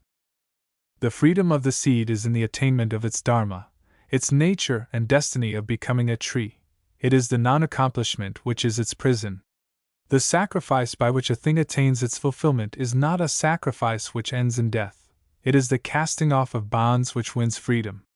When we know the highest ideal of freedom which a man has, we know his dharma, the essence of his nature, the real meaning of his self. At first sight it seems that man counts that as freedom by which he gets unbounded opportunities of self-gratification and self-aggrandizement. But surely this is not borne out by history. Our revelatory men have always been those who have lived the life of self-sacrifice.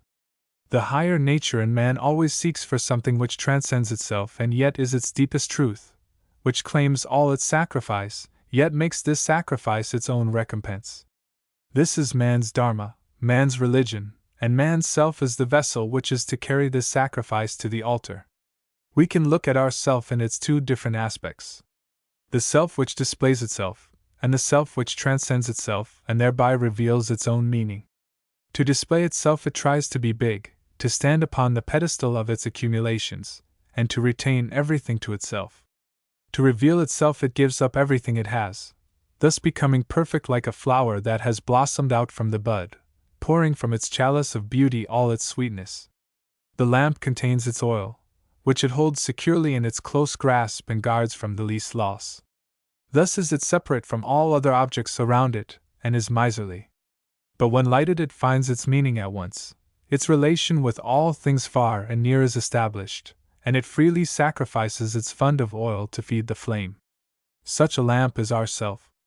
So long as it hoards its possessions it keeps itself dark, its conduct contradicts its true purpose.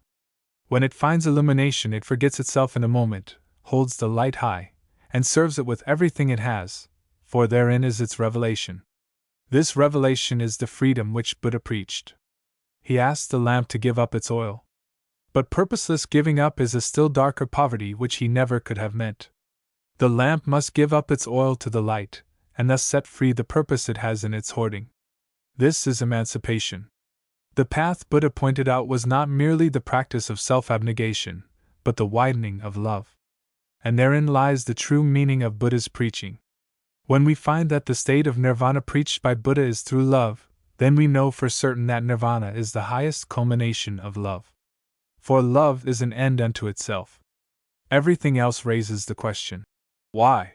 In our mind, and we require a reason for it. But when we say, I love, then there is no room for the why, it is the final answer in itself. Doubtless, even selfishness impels one to give away. But the selfish man does it on compulsion. That is like plucking fruit when it is unripe. You have to tear it from the tree and bruise the branch. But when a man loves, giving becomes a matter of joy to him, like the tree's surrender of the ripe fruit. All our belongings assume a weight by the ceaseless gravitation of our selfish desires. We cannot easily cast them away from us. They seem to belong to our very nature, to stick to us as a second skin, and we bleed as we detach them. But when we are possessed by love, its force acts in the opposite direction. The things that closely adhered to us lose their adhesion and weight, and we find that they are not of us. Far from being a loss to give them away, we find in that the fulfillment of our being. Thus we find in perfect love the freedom of ourself. That only which is done for love is done freely, however much pain it may cause. Therefore working for love is freedom in action. This is the meaning of the teaching of disinterested work in the Gita.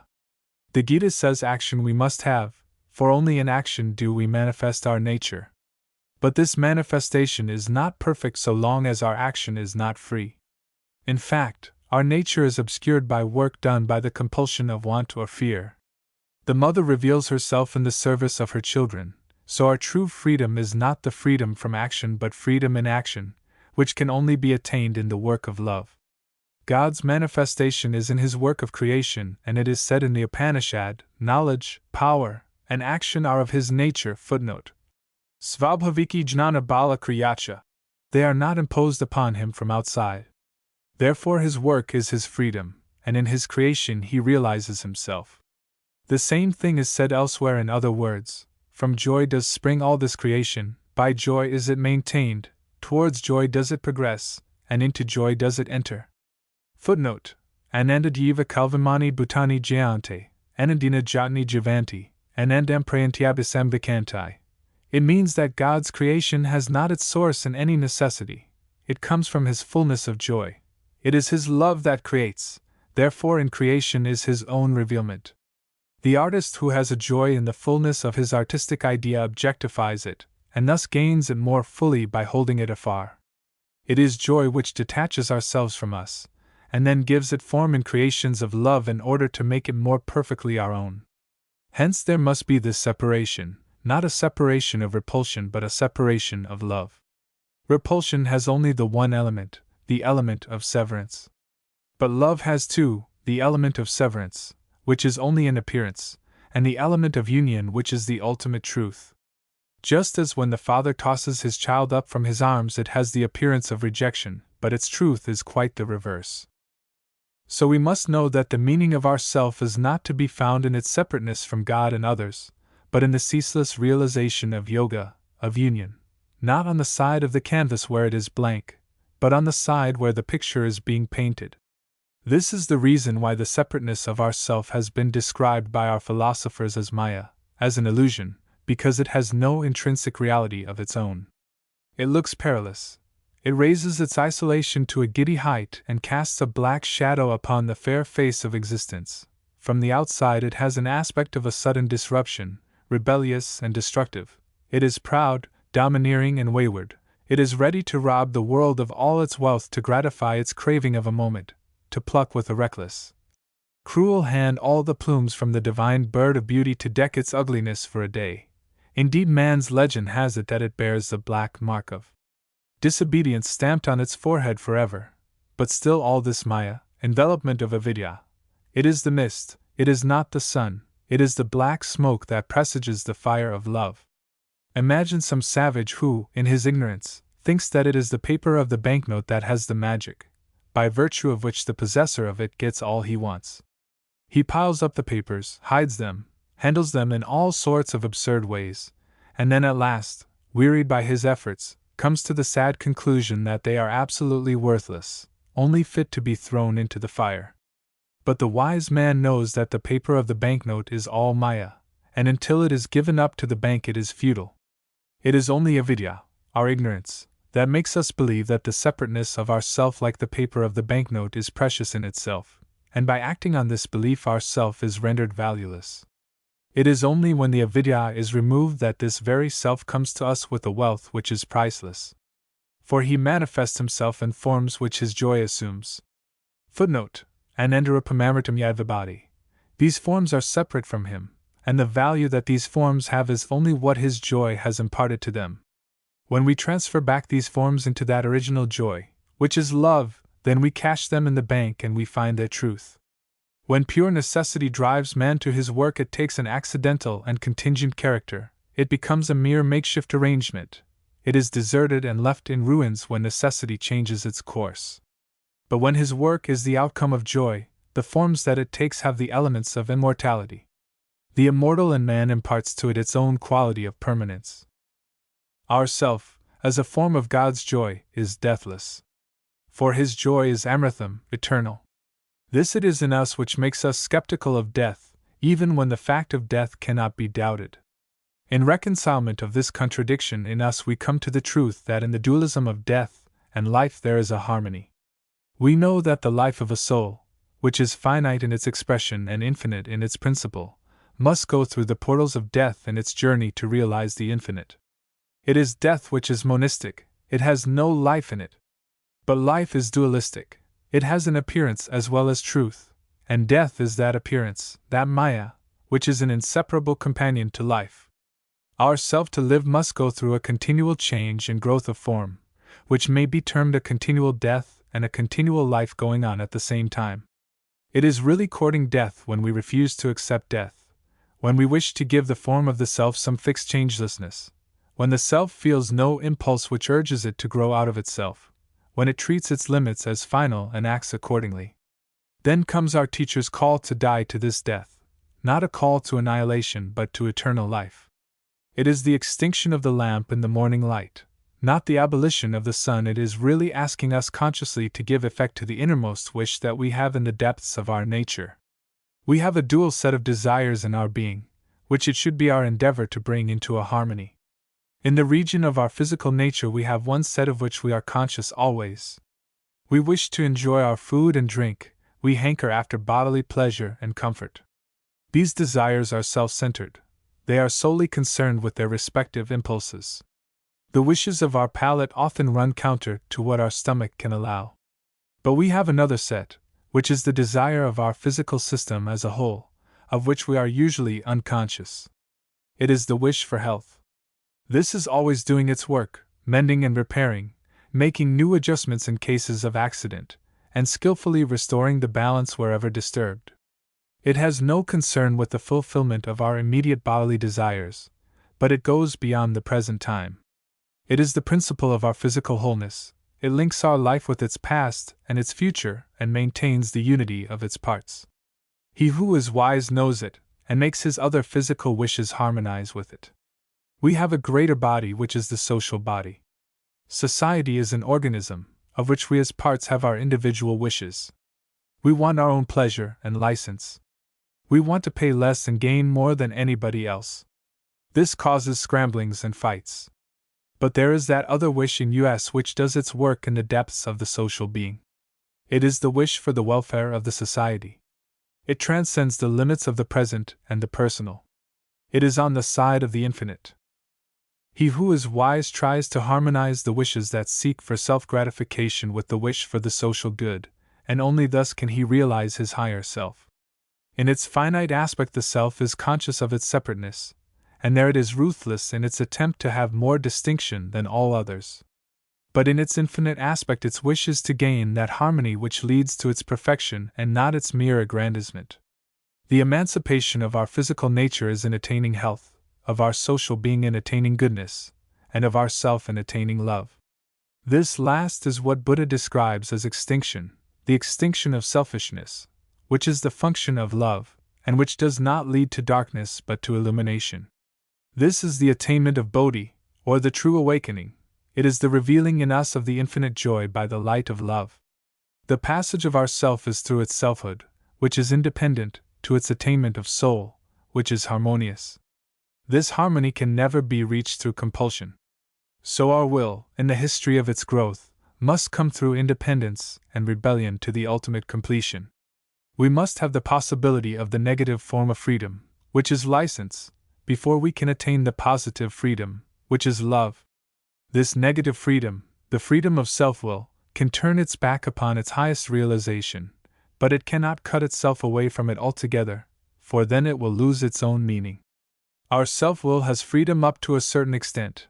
It can know what it is to break away from the path, but it cannot continue in that direction indefinitely. For we are finite on our negative side. We must come to an end in our evil doing, in our career of discord. For evil is not infinite, and discord cannot be an end in itself. Our will has freedom in order that it may find out that its true course is towards goodness and love. For goodness and love are infinite, and only in the infinite is the perfect realization of freedom possible. So our will can be free not towards the limitations of ourself, not where it is maya and negation, but towards the unlimited, where is truth and love. Our freedom cannot go against its own principle of freedom and yet be free. It cannot commit suicide and yet live. We cannot say that we should have infinite freedom to fetter ourselves, for the fettering ends the freedom. So in the freedom of our will, we have the same dualism of appearance and truth. Our self-will is only the appearance of freedom and love is the truth. When we try to make this appearance independent of truth, then our attempt brings misery and proves its own futility in the end. Everything has this dualism of Maya and Satyam, appearance and truth.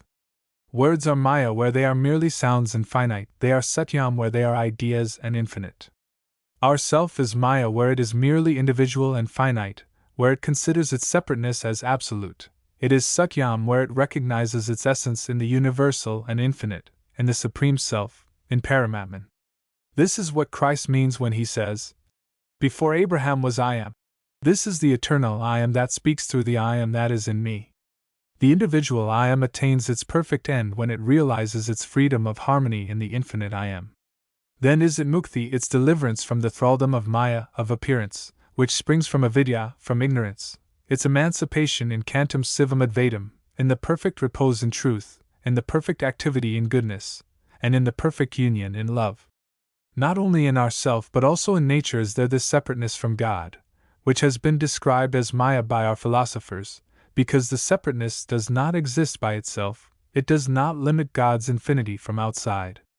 It is His own will that has imposed limits to itself, just as the chess player restricts his will with regard to the moving of the chessmen.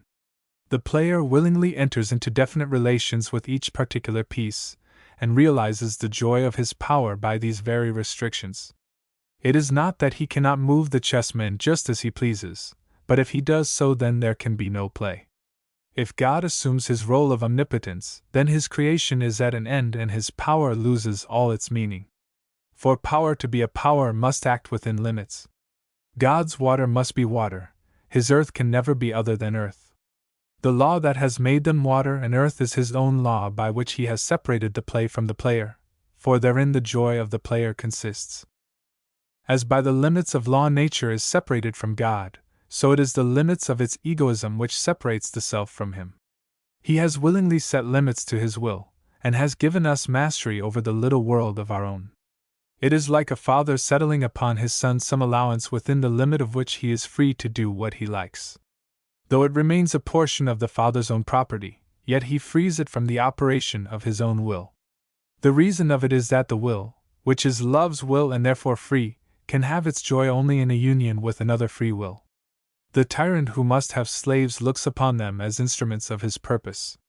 It is the consciousness of his own necessity which makes him crush the will out of them, to make his self-interest absolutely secure. This self-interest cannot brook the least freedom in others, because it is not itself free. The tyrant is really dependent on his slaves, and therefore he tries to make them completely useful by making them subservient to his own will. But a lover must have two wills for the realization of his love, because the consummation of love is in harmony, the harmony between freedom and freedom. So God's love from which our self has taken form has made it separate from God, and it is God's love which again establishes a reconciliation and unites God with our self through the separation. That is why our self has to go through endless renewals. For in its career of separateness it cannot go on forever. Separateness is the finitude where it finds its barriers to come back again and again to its infinite source. Our self has ceaselessly to cast off its age, repeatedly shed its limits in oblivion and death, in order to realize its immortal youth. Its personality must merge in the universal time after time, in fact pass through it every moment, ever to refresh its individual life. It must follow the eternal rhythm and touch the fundamental unity at every step, and thus maintain its separation balanced in beauty and strength. The play of life and death we see everywhere, this transmutation of the old into the new. The day comes to us every morning, naked and white, fresh as a flower. But we know it is old. It is age itself. It is that very ancient day which took up the newborn earth in its arms, covered it with its white mantle of light, and sent it forth on its pilgrimage among the stars. Yet its feet are untired and its eyes undimmed. It carries the golden amulet of ageless eternity, at whose touch all wrinkles vanish from the forehead of creation. In the very core of the world's heart stands immortal youth. Death and decay cast over its face momentary shadows and pass on. They leave no marks of their steps, and truth remains fresh and young. This old day of our earth is born again and again every morning. It comes back to the original refrain of its music. If its march were the march of an infinite straight line, if it had not the awful pause of its plunge in the abysmal darkness, and its repeated rebirth in the life of the endless beginning, then it would gradually soil and bury truth with its dust, and spread ceaseless aching over the earth under its heavy tread. Then every moment would leave its load of weariness behind, and decrepitude would reign supreme on its throne of eternal dirt. But every morning the day is reborn among the newly blossomed flowers with the same message retold and the same assurance renewed that death eternally dies, that the waves of turmoil are on the surface, and that the sea of tranquility is fathomless. The curtain of night is drawn aside and truth emerges without a speck of dust on its garment, without a furrow of age on its lineaments. We see that he who is before everything else is the same today. Every note of the song of creation comes fresh from his voice. The universe is not a mere echo, reverberating from sky to sky, like a homeless wanderer, the echo of an old song sung once for all in the dim beginning of things and then left orphaned. Every moment it comes from the heart of the Master, it is breathed in his breath. And that is the reason why it overspreads the sky like a thought taking shape in a poem, and never has to break into pieces with the burden of its own accumulating weight. Hence the surprise of endless variations, the advent of the unaccountable, the ceaseless procession of individuals, each of whom is without a parallel in creation. As at the first so to the last, the beginning never ends, the world is ever old and ever new. It is for ourself to know that it must be born anew every moment of its life. It must break through all illusions that encase it in their crust to make it appear old, burdening it with death. For life is immortal youthfulness, and it hates age that tries to clog its movements, age that belongs not to life in truth, but follows it as the shadow follows the lamp. Our life, like a river, strikes its banks not to find itself closed in by them, but to realize anew every moment that it has its unending opening towards the sea. It is a poem that strikes its meter at every step not to be silenced by its rigid regulations, but to give expression every moment to the inner freedom of its harmony. The boundary walls of our individuality thrust us back within our limits, on the one hand, and thus lead us, on the other, to the unlimited. Only when we try to make these limits infinite are we launched into an impossible contradiction and court miserable failure. This is the cause which leads to the great revolutions in human history. Whenever the part, spurning the whole, tries to run a separate course of its own, the great pull of the all gives it a violent wrench, stops it suddenly, and brings it to the dust.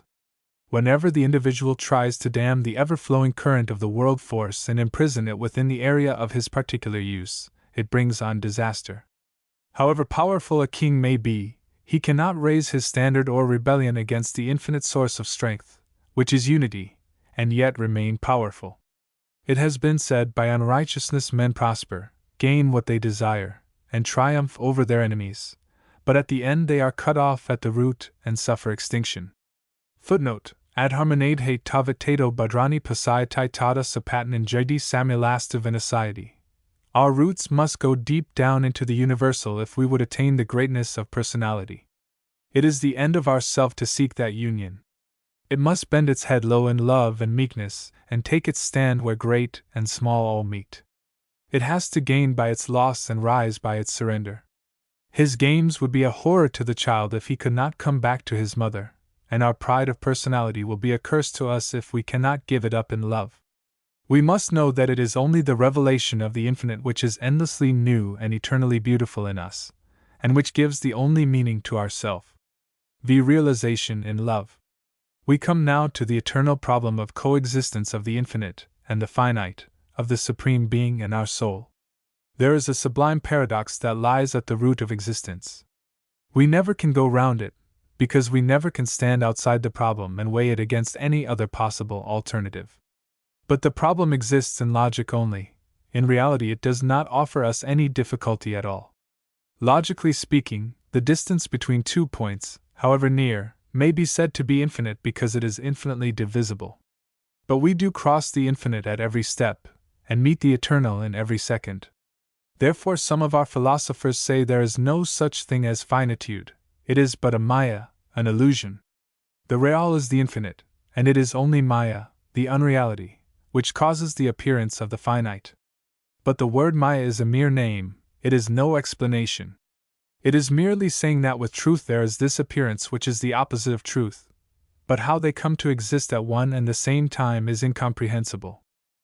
We have what we call in Sanskrit dvandva, a series of opposites in creation, such as the positive pole and the negative, the centripetal force and the centrifugal, attraction and repulsion. These are also mere names, they are no explanations.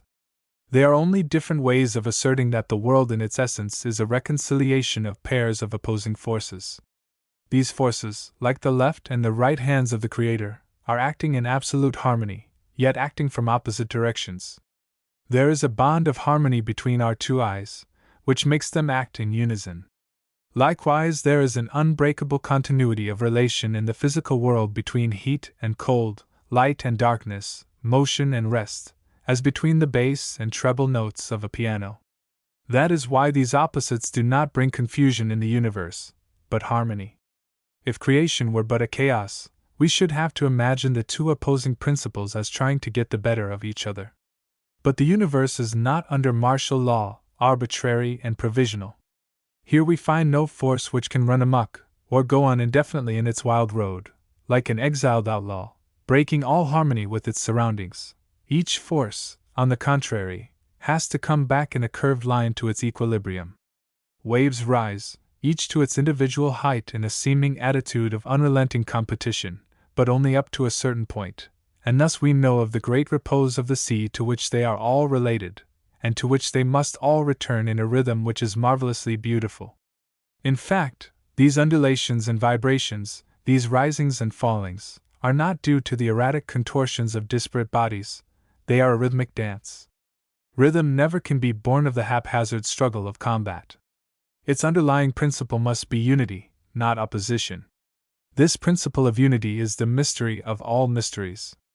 The existence of a duality at once raises a question in our minds, and we seek its solution in the one. When at last we find a relation between these two, and thereby see them as one in essence, we feel that we have come to the truth. And then we give utterance to this most startling of all paradoxes, that the one appears as many, that the appearance is the opposite of truth and yet is inseparably related to it. Curiously enough, there are men who lose that feeling of mystery, which is at the root of all our delights, when they discover the uniformity of law among the diversity of nature. As if gravitation is not more of a mystery than the fall of an apple, as if the evolution from one scale of being to the other is not something which is even more shy of explanation than a succession of creations. The trouble is that we very often stop at such a law as if it were the final end of our search, and then we find that it does not even begin to emancipate our spirit. It only gives satisfaction to our intellect, and as it does not appeal to our whole being, it only deadens in us the sense of the infinite. A great poem, when analyzed, is a set of detached sounds. The reader who finds out the meaning, which is the inner medium that connects these outer sounds, discovers a perfect law all through, which is never violated in the least.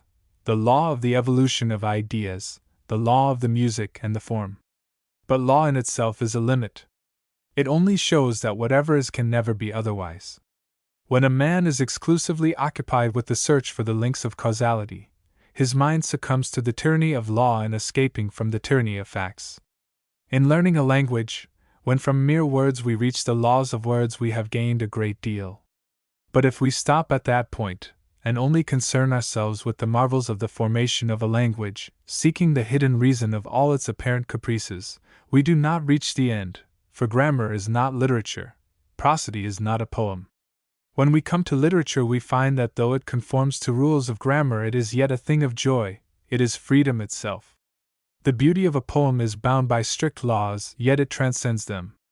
The laws are its wings, they do not keep it weighed down, they carry it to freedom.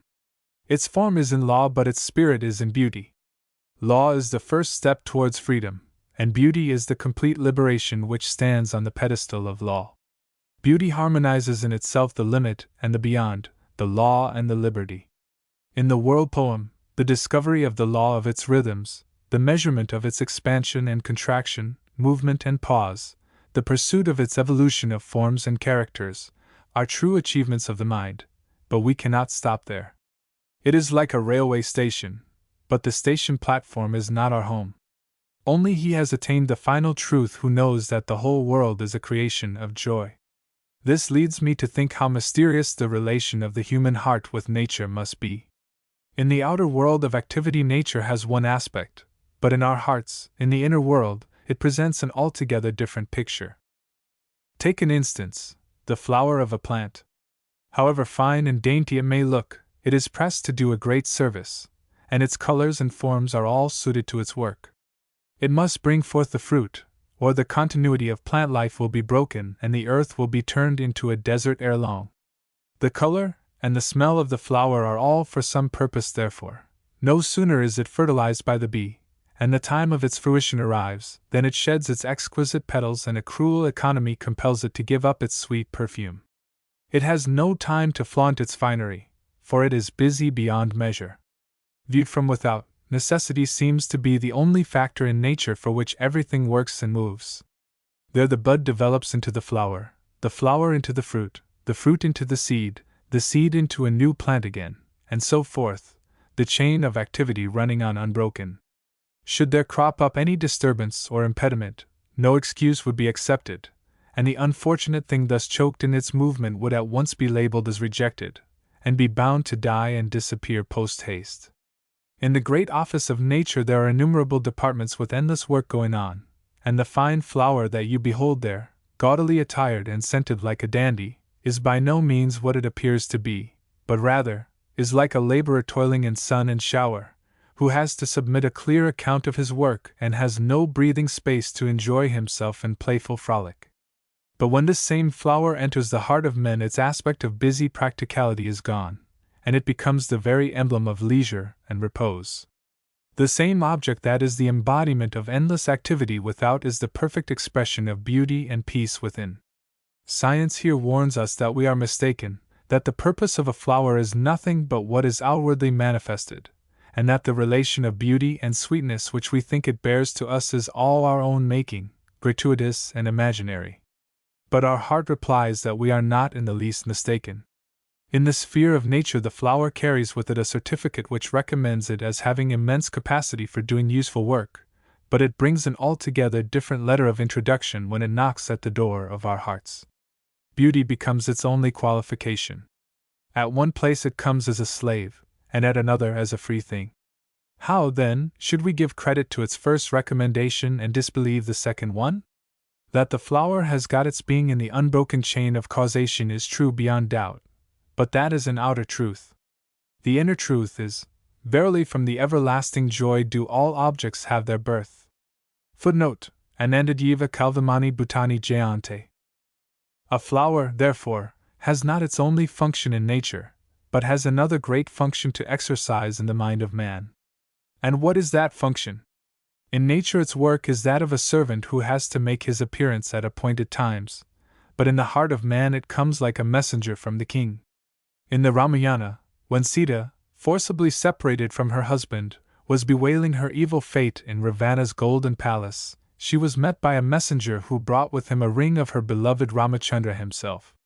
The very sight of it convinced Sita of the truth of tidings he bore. She was at once reassured that he came indeed from her beloved one, who had not forgotten her, and was at hand to rescue her. Such a messenger is a flower from our great lover. Surrounded with the pomp and pageantry of worldliness, which may be linked to Ravana's golden city, we still live in exile, while the insolent spirit of worldly prosperity tempts us with allurements, and claims us as its bride.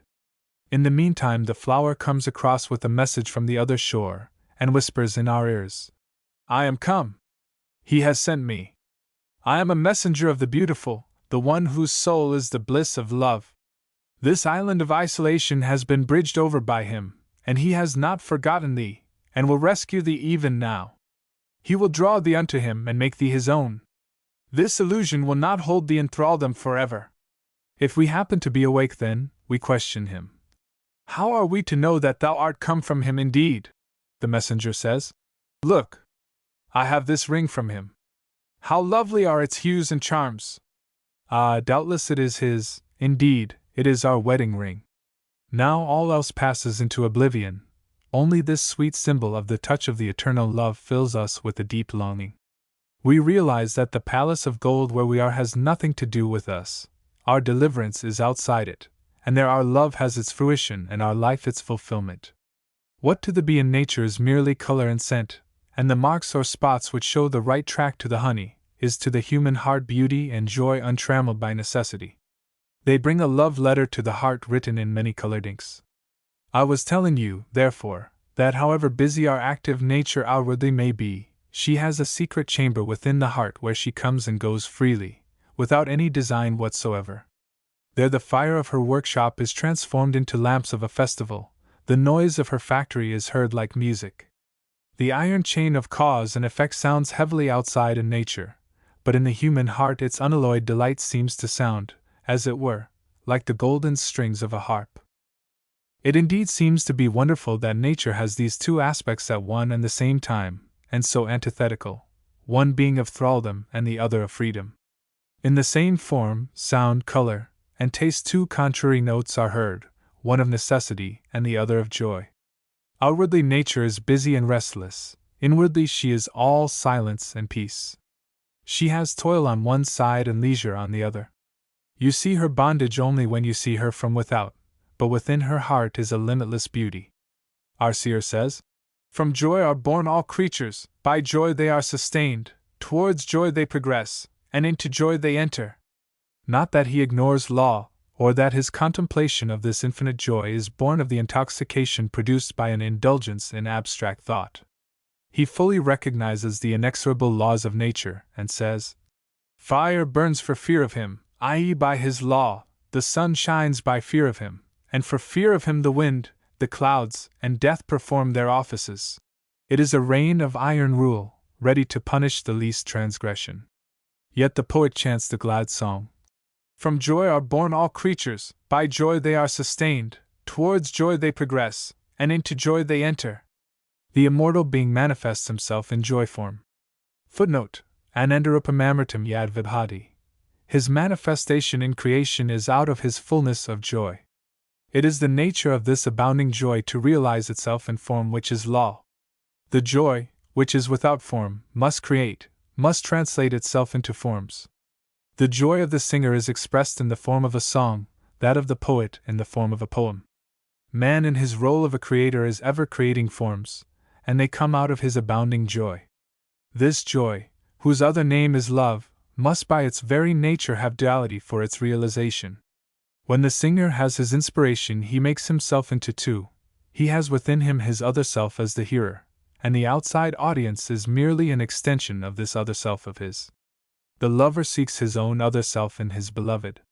It is the joy that creates this separation, in order to realize through obstacles of union. The Amritam, the immortal bliss, has made himself into two. Our soul is the loved one, it is his other self. We are separate, but if this separation were absolute, then there would have been absolute misery and unmitigated evil in this world. Then from untruth we never could reach truth, and from sin we never could hope to attain purity of heart. Then all opposites would ever remain opposites, and we could never find a medium through which our differences could ever tend to meet. Then we could have no language, no understanding, no blending of hearts, no cooperation in life. But on the contrary, we find that the separateness of objects is in a fluid state. Their individualities are even changing, they are meeting and merging into each other, till science itself is turning into metaphysics, matter losing its boundaries, and the definition of life becoming more and more indefinite. Yes, our individual soul has been separated from the Supreme Soul, but this has not been from alienation but from the fullness of love. It is for that reason that untruths, sufferings, and evils are not at a standstill. The human soul can defy them, can overcome them, nay, can altogether transform them into new power and beauty. The singer is translating his song into singing, his joy into forms, and the hearer has to translate back the singing into the original joy. Then the communion between the singer and the hearer is complete. The infinite joy is manifesting itself in manifold forms, taking upon itself the bondage of law, and we fulfill our destiny when we go back from forms to joy, from law to the love, when we untie the knot of the finite and hark back to the infinite. The human soul is on its journey from the law to love, from discipline to liberation, from the moral plane to the spiritual. Buddha preached the discipline of self-restraint and moral life. It is a complete acceptance of law. But this bondage of law cannot be an end by itself. By mastering it thoroughly we acquire the means of getting beyond it. It is going back to Brahma, to the infinite love, which is manifesting itself through the finite forms of law. Buddha names it Brahmavihara, the joy of living in Brahma. He who wants to reach this stage, according to Buddha, shall deceive none, entertain no hatred for anybody, and never wish to injure through anger. He shall have measureless love for all creatures, even as a mother has for her only child, whom she protects with her own life. Up above, below, and all around him he shall extend his love, which is without bounds and obstacles, and which is free from all cruelty and antagonism. While standing, sitting, walking, lying down, till he fall asleep, he shall keep his mind active in this exercise of universal goodwill. Want of love is a degree of callousness, for love is the perfection of consciousness. We do not love because we do not comprehend, or rather we do not comprehend because we do not love. For love is the ultimate meaning of everything around us. It is not a mere sentiment, it is truth, it is the joy that is at the root of all creation. It is the white light of pure consciousness that emanates from Brahma. So, to be one with this Sarvanabhu, this all-feeling being who is in the external sky, as well as in our inner soul, we must attain to that summit of consciousness, which is love, who could have breathed or moved if the sky were not filled with joy, with love. Footnote: Ko Hyavanyat ka pranyat yadesha akaka anando nasayat. It is through the heightening of our consciousness into love, and extending it all over the world, that we can attain Brahmavihara, communion with this infinite joy. Love spontaneously gives itself in endless gifts. But these gifts lose their fullest significance if through them we do not reach that love, which is the giver. To do that, we must have love in our own heart. He who has no love in him values the gifts of his lover only according to their usefulness. But utility is temporary and partial. It can never occupy our whole being. What is useful only touches us at the point where we have somewhat. When the want is satisfied, utility becomes a burden if it still persists. On the other hand, a mere token is of permanent worth to us when we have love in our heart. For it is not for any special use. It is an end in itself, it is for our whole being and therefore can never tire us. The question is, in what manner do we accept this world, which is a perfect gift of joy? Have we been able to receive it in our heart where we keep enshrined things that are of deathless value to us? We are frantically busy making use of the forces of the universe to gain more and more power. We feed and we clothe ourselves from its stores, we scramble for its riches, and it becomes for us a field of fierce competition. But were we born for this, to extend our proprietary rights over this world and make of it a marketable commodity? When our whole mind is bent only upon making use of this world, it loses for us its true value. We make it cheap by our sordid desires, and thus to the end of our days we only try to feed upon it and miss its truth, just like the greedy child who tears leaves from a precious book and tries to swallow them. In the lands where cannibalism is prevalent, man looks upon man as his food. In such a country civilization can never thrive, for there man loses his higher value and is made common indeed. But there are other kinds of cannibalism, perhaps not so gross, but not less heinous, for which one need not travel far. In countries higher in the scale of civilization we find sometimes man looked upon as a mere body, and he is bought and sold in the market by the price of his flesh only. And sometimes he gets his sole value from being useful. He is made into a machine, and is traded upon by the man of money to acquire for him more money. Thus our lust, our greed, our love of comfort result in cheapening man to his lowest value. It is self-deception on a large scale. Our desires blind us to the truth that there is in man, and this is the greatest wrong done by ourselves to our own soul. It deadens our consciousness, and is but a gradual method of spiritual suicide. It produces ugly sores in the body of civilization, gives rise to its hovels and brothels, its vindictive penal codes, its cruel prison systems, its organized method of exploiting foreign races to the extent of permanently injuring them by depriving them of the discipline of self-government and means of self-defense. Of course, man is useful to man, because his body is a marvelous machine and his mind an organ of wonderful efficiency. But he is a spirit as well, and this spirit is truly known only by love. When we define a man by the market value of the service we can expect of him, we know him imperfectly. With this limited knowledge of him, it becomes easy for us to be unjust to him and to entertain feelings of triumphant self-congratulation when, on account of some cruel advantage on our side, we can get out of him much more than we have paid for. But when we know him as a spirit, we know him as our own. We at once feel that cruelty to him is cruelty to ourselves, to make him small is stealing from our own humanity, and in seeking to make use of him solely for personal profit we merely gain in money or comfort what we pay in truth. One day I was out in a boat on the Ganges. It was a beautiful evening in autumn. The sun had just set. The silence of the sky was full to the brim with ineffable peace and beauty. The vast expanse of water was without a ripple, mirroring all the changing shades of the sunset glow. Miles and miles of a desolate sandbank lay like a huge amphibious reptile of some antediluvian age, with its scales glistening in shining colors.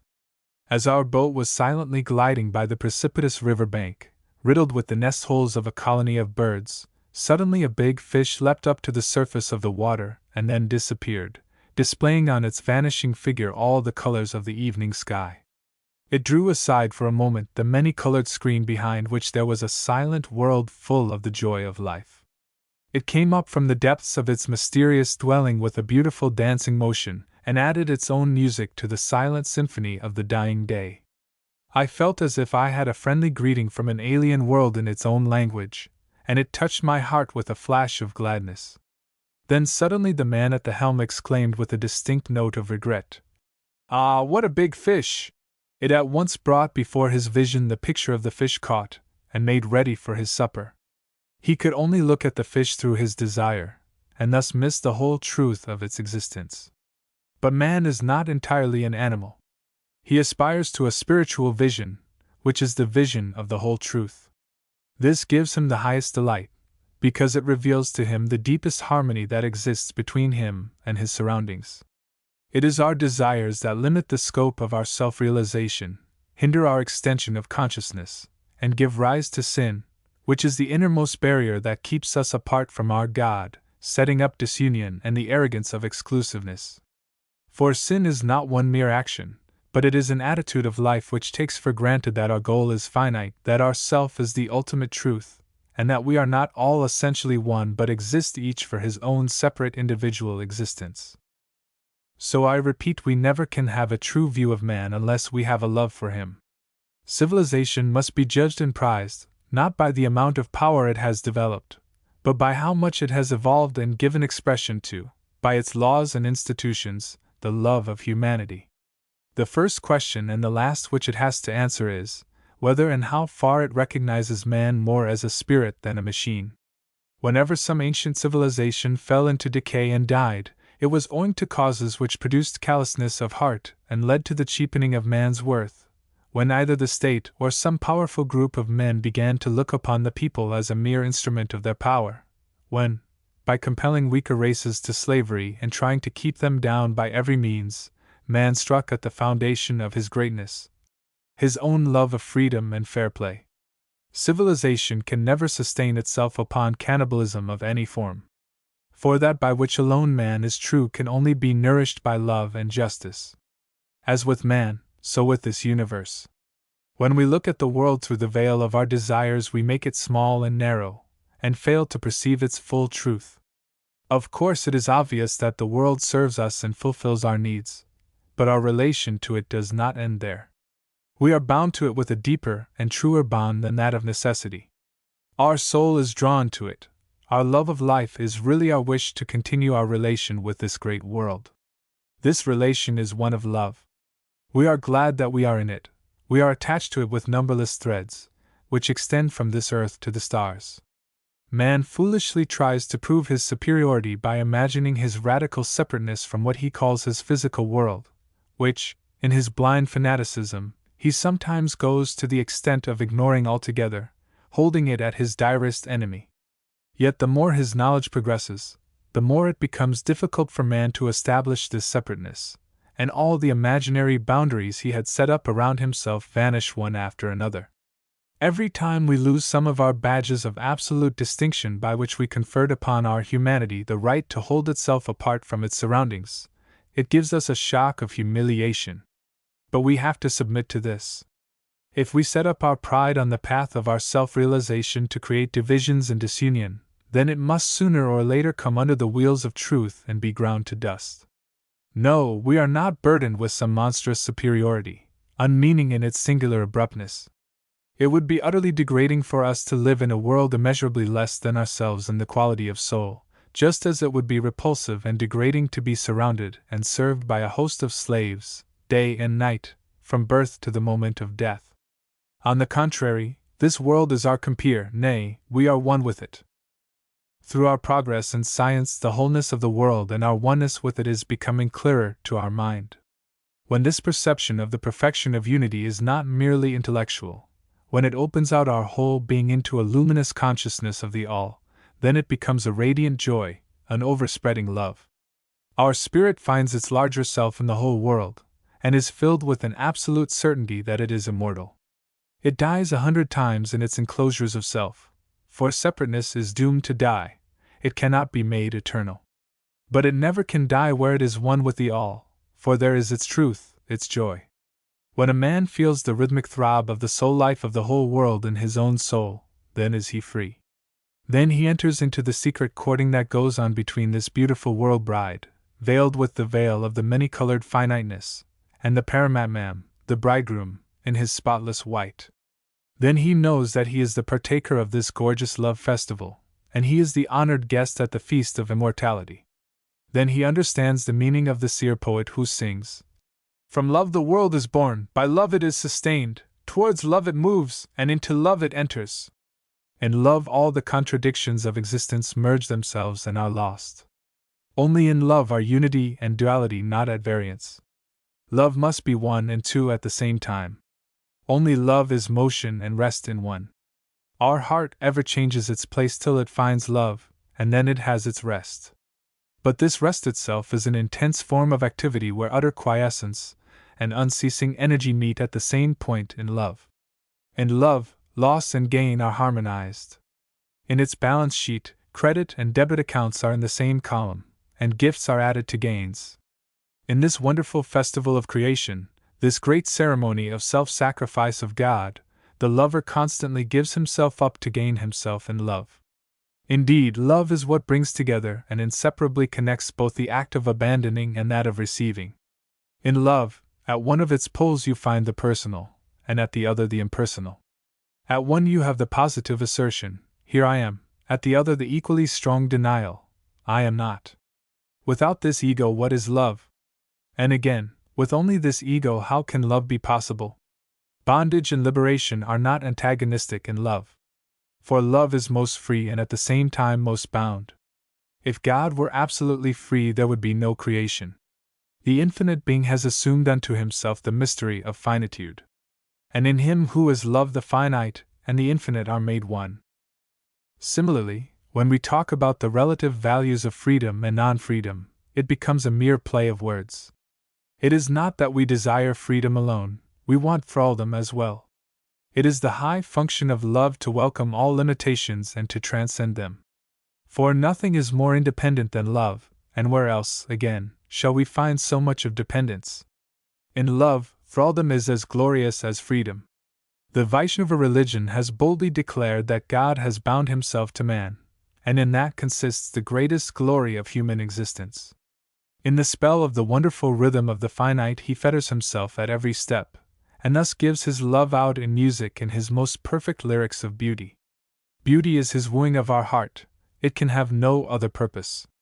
It tells us everywhere that the display of power is not the ultimate meaning of creation. Wherever there is a bit of color, a note of song, a grace of form, there comes the call for our love. Hunger compels us to obey its behests, but hunger is not the last word for a man. There have been men who have deliberately defied its commands to show that the human soul is not to be led by the pressure of wants and threat of pain.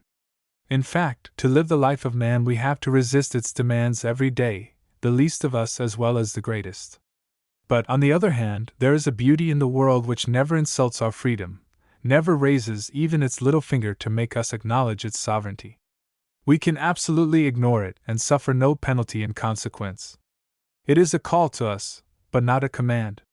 It seeks for love in us, and love can never be had by compulsion. Compulsion is not indeed the final appeal to man, but joy is.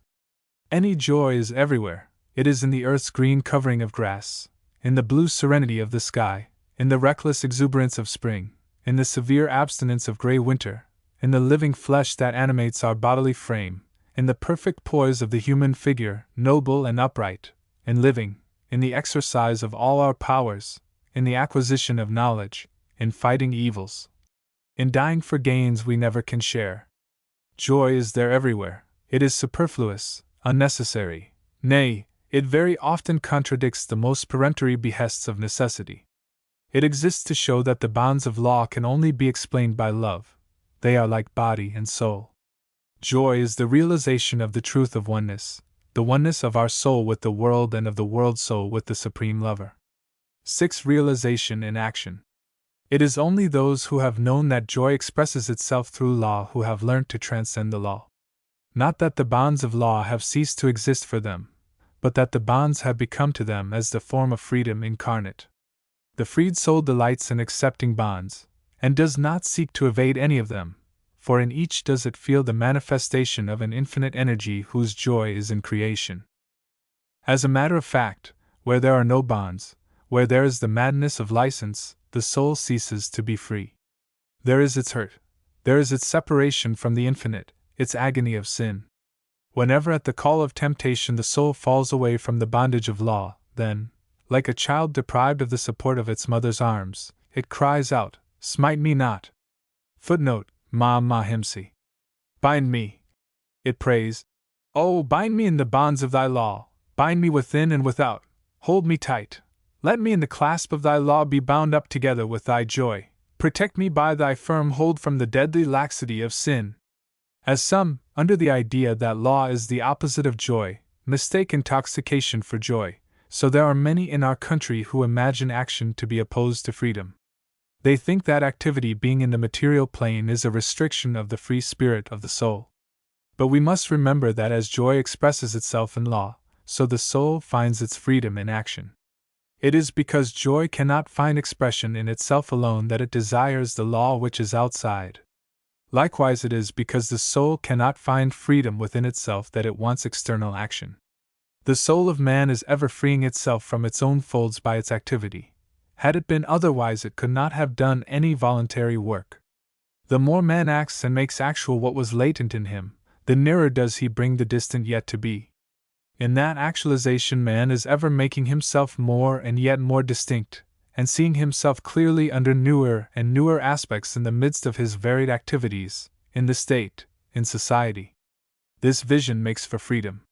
Freedom is not in darkness, nor in vagueness. There is no bondage so fearful as that of obscurity. It is to escape from this obscurity that the seed struggles to sprout, the bud to blossom. It is to rid itself of this envelope of vagueness that the ideas in our mind are constantly seeking opportunities to take on outward form. In the same way, our soul, in order to release itself from the mist of indistinctness and come out into the open, is continually creating for itself fresh fields of action, and is busy contriving new forms of activity, even such as are not needful for the purposes of its earthly life. And why? Because it wants freedom. It wants to see itself, to realize itself. When man cuts down the pestilential jungle and makes unto himself a garden, the beauty that he thus sets free from within its enclosure of ugliness is the beauty of his own soul. Without giving it this freedom outside, he cannot make it free within. When he implants law and order in the midst of the waywardness of society, the good which he sets free from the obstruction of the bad is the goodness of his own soul. Without being thus made free outside, it cannot find freedom within. Thus is man continually engaged in setting free in action his powers, his beauty, his goodness, his very soul. And the more he succeeds in so doing, the greater does he see himself to be, the broader becomes the field of his knowledge of self. The Upanishad says, "In the midst of activity alone wilt thou desire to live 100 years." Footnote, Kurvanivaha karmani jijivished katam sama. It is the saying of those who had amply tasted of the joy of the soul. Those who have fully realized the soul have never talked in mournful accents of the sorrowfulness of life or of the bondage of action. They are not like the weakling flower whose stem hold is so light that it drops away before attaining fruition. They hold on to life with all their might and say, "Never will we let go till the fruit is ripe." They desire in their joy to express themselves strenuously in their life and in their work. Pain and sorrow dismay them not. They are not bowed down to the dust by the weight of their own heart. With the erect head of the victorious hero, they march through life, seeing themselves and showing themselves in increasing resplendence of soul through both joys and sorrows. The joy of their life keeps step with the joy of that energy which is playing at building and breaking throughout the universe. The joy of the sunlight, the joy of the free air, mingling with the joy of their lives, makes one sweet harmony reign within and without. It is they who say, in the midst of activity alone wilt thou desire to live 100 years. This joy of life, this joy of work, in man is absolutely true. It is no use saying that it is a delusion of ours, that unless we cast it away we cannot enter upon the path of self-realization. It will never do the least good to attempt the realization of the infinite apart from the world of action. It is not the truth that man is active on compulsion. If there is compulsion on one side, on the other there is pleasure. On the one hand action is spurred on by want, on the other it hies to its natural fulfillment. That is why, as man's civilization advances, he increases his obligations and the work that he willingly creates for himself. One should have thought that nature had given him quite enough to do to keep him busy, in fact that it was working him to death with the lash of hunger and thirst. But no, man does not think that sufficient. He cannot rest content with only doing the work that nature prescribes for him in common with the birds and beasts. He needs must surpass all, even in activity. No creature has to work so hard as man. He has been impelled to contrive for himself a vast field of action in society, and in this field he is forever building up and pulling down, making and unmaking laws, piling up heaps of material, and incessantly thinking, seeking and suffering. In this field he has fought his mightiest battles, gained continual new life, made death glorious, and far from evading troubles, has willingly and continually taken up the burden of fresh trouble. He has discovered the truth that he is not complete in the cage of his immediate surroundings, that he is greater than his present, and that while to stand still in one place may be comforting, the arrest of life destroys his true function and the real purpose of his existence. This Mahadi Vinashta, this great destruction he cannot bear, and accordingly he toils and suffers in order that he may gain in stature by transcending his present, in order to become that which he yet is not. In this travail is man's glory, and it is because he knows it, that he has not sought to circumscribe his field of action, but is constantly occupied in extending the bounds. Sometimes he wanders so far that his work tends to lose its meaning, and his rushings to and fro create fearful eddies round different centers, eddies of self-interest, of pride of power. Still, so long as the strength of the current is not lost, there is no fear. The obstructions and the dead accumulations of his activity are dissipated and carried away. The impetus corrects its own mistakes. Only when the soul sleeps in stagnation do its enemies gain overmastering strength, and these obstructions become too clogging to be fought through. Hence have we been warned by our teachers that to work we must live, to live we must work, that life and activity are inseparably connected. It is very characteristic of life that it is not complete within itself. It must come out. Its truth is in the commerce of the inside and the outside. In order to live, the body must maintain its various relations with the outside light and air, not only to gain life force, but also to manifest it. Consider how fully employed the body is with its own inside activities. Its heartbeat must not stop for a second, its stomach, its brain, must be ceaselessly working. Yet this is not enough. The body is outwardly restless all the while. Its life leads it to an endless dance of work and play outside.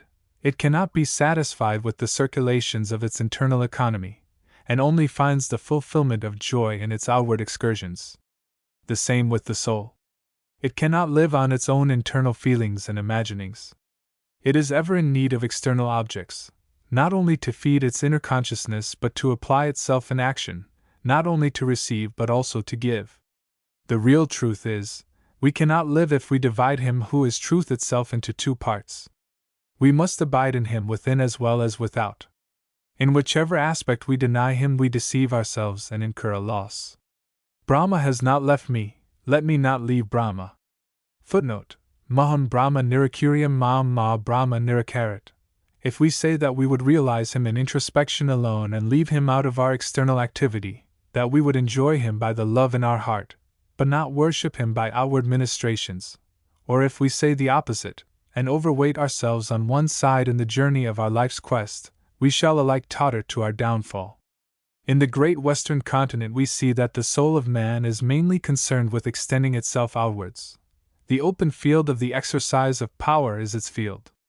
Its partiality is entirely for the world of extension, and it would leave aside, nay, hardly believe in, that field of inner consciousness which is the field of fulfillment.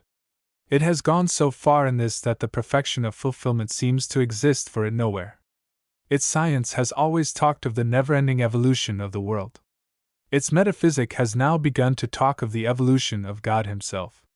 They will not admit that He is, they would have it that He also is becoming. They fail to realize that while the infinite is always greater than any assignable limit, it is also complete, that on the one hand Brahma is evolving, on the other He is perfection, that in the one aspect He is essence, in the other manifestation, both together at the same time, as is the song and the act of singing. This is like ignoring the consciousness of the singer, and saying that only the singing is in progress, that there is no song. Doubtless we are directly aware only of the singing, and never at any one time of the song as a whole. But do we not all the time know that the complete song is in the soul of the singer? It is because of this insistence on the doing and the becoming that we perceive in the West the intoxication of power. These men seem to have determined to despoil and grasp everything by force. They would always obstinately be doing and never be done. They would not allow to death its natural place in the scheme of things. They know not the beauty of completion. In our country the danger comes from the opposite side. Our partiality is for the internal world. We would cast aside with contumely the field of power and of extension. We would realize Brahma in mediation only in his aspect of completeness. We have determined not to see him in the commerce of the universe in his aspect of evolution. That is why in our seekers we so often find the intoxication of the spirit, and its consequent degradation. Their faith would acknowledge no bondage of law, their imagination soars unrestricted, their conduct disdains to offer any explanation to reason. Their intellect, in its vain attempts to see Brahma inseparable from his creation, works itself stone dry, and their heart, seeking to confine him within its own outpourings, swoons in a drunken ecstasy of emotion. They have not even kept within reach any standard whereby they can measure the loss of strength and character which manhood sustains by thus ignoring the bonds of law and the claims of action in the external universe. But true spirituality, as taught in our sacred lore, is calmly balanced in strength, in the correlation of the within and the without. The truth has its law, it has its joy. On one side of it is being chanted the Bhayadasyagnistappati, footnote. For fear of him the fire doth burn, etc., on the other the Anandajiva Kalvimani Bhutani Jayante. Footnote. From joy are born all created things, etc. Freedom is impossible of attainment without submission to law, for Brahma is in one aspect bound by his truth, in the other free in his joy. As for ourselves, it is only when we wholly submit to the bonds of truth that we fully gain the joy of freedom. And how? As does the string that is bound to the harp. When the harp is truly strung, when there is not the slightest laxity in the strength of the bond, then only does music result, and the string transcending itself in its melody finds at every chord its true freedom. It is because it is bound by such hard and fast rules on the one side that it can find this range of freedom in music on the other. While the string was not true, it was indeed merely bound, but a loosening of its bondage would not have been the way to freedom, which it can only fully achieve by being bound tighter and tighter till it has attained the true pitch. The bass and treble strings of our duty are only bonds so long as we cannot maintain them steadfastly attuned according to the law of truth, and we cannot call by the name of freedom the loosening of them into the nothingness of inaction. That is why I would say that the true striving in the quest of truth, of Dharma, consists not in the neglect of action but in the effort to attune it closer and closer to the eternal harmony. The text of this striving should be, whatever works thou doest, consecrate them to Brahma. Footnote. Yadiyat karma prakurvita tad brahmani samarpayat. That is to say, the soul is to dedicate itself to Brahma through all its activities. This dedication is the song of the soul, and this is its freedom. Joy reigns when all work becomes the path to the union with Brahma, when the soul ceases to return constantly to its own desires, when in it our self-offering grows more and more intense. Then there is completion, then there is freedom, then, in this world, comes the kingdom of God. Who is there that, sitting in his corner, would deride this grand self-expression of humanity in action, this incessant self-consecration?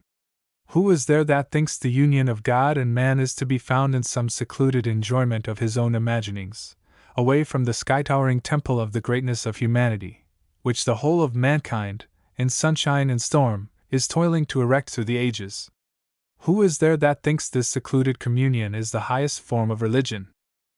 O thou distraught wanderer, thou sannyasin, drunk in the wine of self-intoxication, dost thou not already hear the progress of the human soul along the highway traversing the wide fields of humanity, the thunder of its progress in the car of its achievements, which is destined to overpass the bounds that prevent its expansion into the universe? The very mountains are cleft asunder and give way before the march of its banners waving triumphantly in the heavens. As the mist before the rising sun, the tangled obscurities of material things vanish at its irresistible approach. Pain, disease, and disorder are at every step receding before its onset. The obstructions of ignorance are being thrust aside. The darkness of blindness is being pierced through, and behold, the promised land of wealth and health, of poetry and art, of knowledge and righteousness is gradually being revealed to view. Do you in your lethargy desire to say that this car of humanity, which is shaking the very earth with the triumph of its progress along the mighty vistas of history, has no charioteer leading it on to its fulfillment? Who is there who refuses to respond to his call to join in this triumphal progress? Who so foolish as to run away from the gladsome throng and seek him in the listlessness of inaction? Who so steeped in untruth as to dare to call all this untrue, this great world of men, this civilization of expanding humanity, this eternal effort of man, through depths of sorrow, through heights of gladness, through innumerable impediments within and without, to win victory for his powers? He who can think of this immensity of achievement as an immense fraud, can he truly believe in God who is the truth? He who thinks to reach God by running away from the world, when and where does he expect to meet him? How far can he fly and fly, till he flies into nothingness itself? No, the coward who would fly can nowhere find him. We must be brave enough to be able to say, we are reaching him here in this very spot, now at this very moment. We must be able to assure ourselves that as in our actions we are realizing ourselves, so in ourselves we are realizing him who is the self of self. We must earn the right to say so unhesitatingly by clearing away with our own effort all obstruction, all disorder, all discords from our path of activity.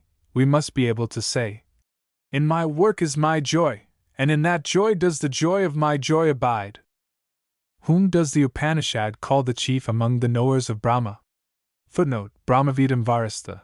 He is defined as he whose joy is in Brahma, whose play is in Brahma, the active one. Footnote: Atmakrira Atmarata Kriyavan. Joy without the play of joy is no joy at all, play without activity is no play. Activity is the play of joy. He whose joy is in Brahma, how can he live in inaction? For must he not by his activity provide that in which the joy of Brahma is to take form and manifest itself? That is why he who knows Brahma, who has his joy in Brahma, must also have all his activity in Brahma, his eating and drinking, his earning of livelihood and his beneficence. Just as the joy of the poet in his poem, of the artist in his art, of the brave man in the output of his courage, of the wise man in his discernment of truths, ever seeks expression in their several activities, so the joy of the knower of Brahma, in the whole of his everyday work, little and big, in truth, in beauty, in orderliness and in beneficence, seeks to give expression to the infinite. Brahma himself gives expression to his joy in just the same way. By his many-sided activity, which radiates in all directions, does he fulfill the inherent want of his different creatures. Footnote: Bahuda Kakti Yogat Varnananakan Nyatartho Dadhati. That inherent want is he himself, and so he is in so many ways, in so many forms, giving himself. He works, for without working how could he give himself? His joy is ever dedicating itself in the dedication which is his creation. In this very thing does our own true meaning lie, and this is our likeness to our Father. We must also give up ourselves in many-sided variously aimed activity.